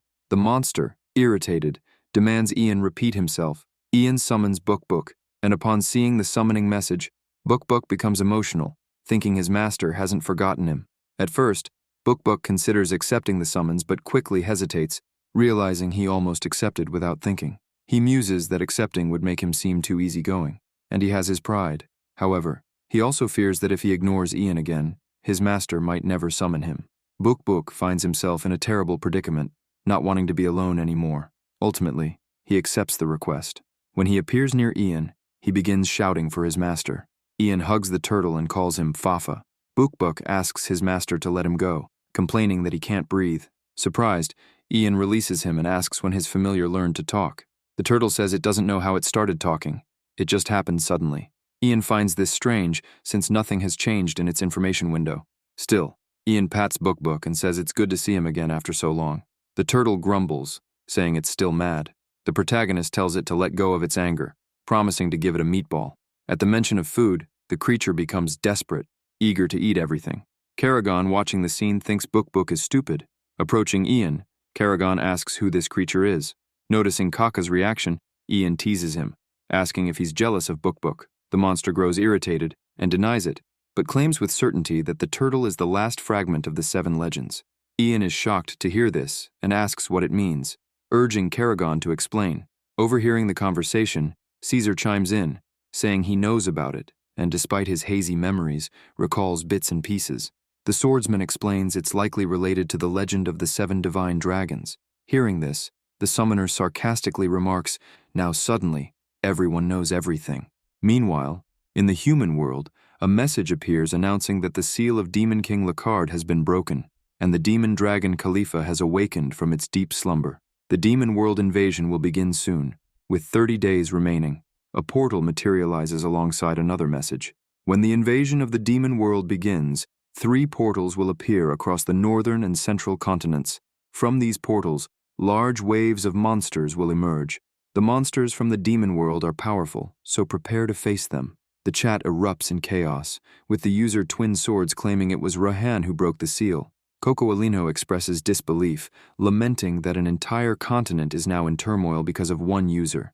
Many users are enraged by this turn of events, while others argue that the central continent has many high-level players, so it won't be as problematic as the northern continent. Hojun counters, saying that's because most players in the north are beginners. In a tavern, Min tells his friends that even if they can't enter the demon world, hunting demons will still be unavoidable, and it could be very challenging. Meanwhile, other users fighting in the demon world agree they need to level up quickly with only 30 days left. At the Lotus Guild's headquarters, during a meeting, Fiolan explains that after 30 days, the portals will open, and she's heard that the weakest monsters from the portals are as strong as the strongest creatures in the central continent. She urges everyone to prepare. Clovan expresses concern, not for the Pyro territory but for the northern lands, unsure if they'll be able to stop the demons there. Fiolan reassures her that the Lotus territory will be fine, but the Olives territory lacks sufficient defenses and has no guild nearby to assist. Quinn points out that Ian hasn't left the demon world yet and asks the priestess if she's been in contact with him. Clovan replies that she hasn't, and that it's been a while since they last spoke. She emphasizes that no one understands the demon world like Ian, making his assistance critical. Haran adds that Ian must already know about the monster waves, since he always checks the community board when logging out. She also mentions that the last time she saw him, Ian had created a spreadsheet detailing the demon world monster's attributes. Everyone is surprised by this information. Quinn remarks that some people never change, and notes that Ian has always documented the differences in attributes whenever a summoning leveled up. Clovan agrees, saying that's why he's the leader. She concludes that, for now, they should focus on crafting a defense plan, and, once they have Ian's information, prepare for a battle against the demon world. Meanwhile, Karagon explains to Ian that the legend of the 7 divine dragons recounts how they were instrumental in defending against the invasion of the demon world. The protagonist remarks that he already knew, and Caesar had been a warrior in those battles. Kaka asks if Ian knows the story of the original 5 divine dragons. Ian becomes curious to hear more. Caesar interjects, saying he's also been curious about this for a long time. Ian comments that there were only 5 divine dragons in the beginning, so how did 7 dragons stop the invasion? Karagon scoffs, calling Ian as clueless as he looks, and explains that the 7 divine dragons include hidden dragons. That's why only 5 were actually dragons. Ian asks Carseus if he knows the names of the divine dragons since he is one of them. Carseus explains that he isn't from that era of divine dragons and merely inherited their title as a successor. Seeing this reaction, Ian says he understands now. Karagon grabs Ian's head and demands he stop ignoring him and listen to what he has to say. Kaka explains that the 5 divine dragons had never gathered in one place until the portals to the demon world appeared. Initially, the battles between the demon and human worlds were balanced, but when the demon dragon Khalifa crossed through the portal in the northern continent, the war's tide shifted entirely. Oakley, a hero of the north, and Carseus fought valiantly to stop Khalifa, but failed to defeat the demon dragon. At that moment, the great sage Solar, leading the war, fell into despair and concluded that the only way to defeat Khalifa was to gather the other 4 divine dragons scattered across the lands. This decision led him to the master of the Abyss Magic Tower. Ian asks who this person was. Karagon admits he doesn't know, acknowledging it's an important piece of information. However, the response from the tower's master to the sage was, "The Turtle of the Abyss." Ian is stunned to learn that Book was the answer. Seeing Ian's reaction, Kaka urges him to let him finish explaining. Kaka continues, confirming that the turtle was key to gathering the 4 divine dragons because its species had the innate ability to locate dormant energy.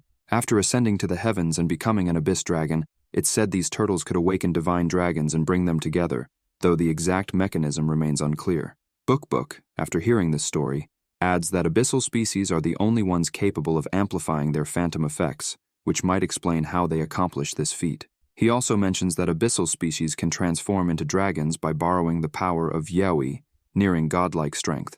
Ian recalls that the turtle dragon had mentioned this before. Book continues, explaining that when an abyss dragon ascends to the heavens, the divine dragons and their full potential are awakened. Karagon affirms this and explains that it was through this process that the awakened divine dragons united. After hearing everything from Kaka, Carseus, and Book, Ian forms an incredible image in his mind. He concludes that the 4 divine dragons and the abyss dragon came together. Including Carseus, who died in battle, there were 6 dragons. Now, Ian wonders which dragon is missing. Kaka reveals that the last of the 7 legends is not a dragon, but a human hero, known only as the Brave Knight. Ian speculates that this dragon knight might be someone he knows, but before he can finish his thought, Caesar interrupts, saying that he now remembers everything. If you enjoyed this video, subscribe to the channel, hit the bell icon, and like the video. Thank you.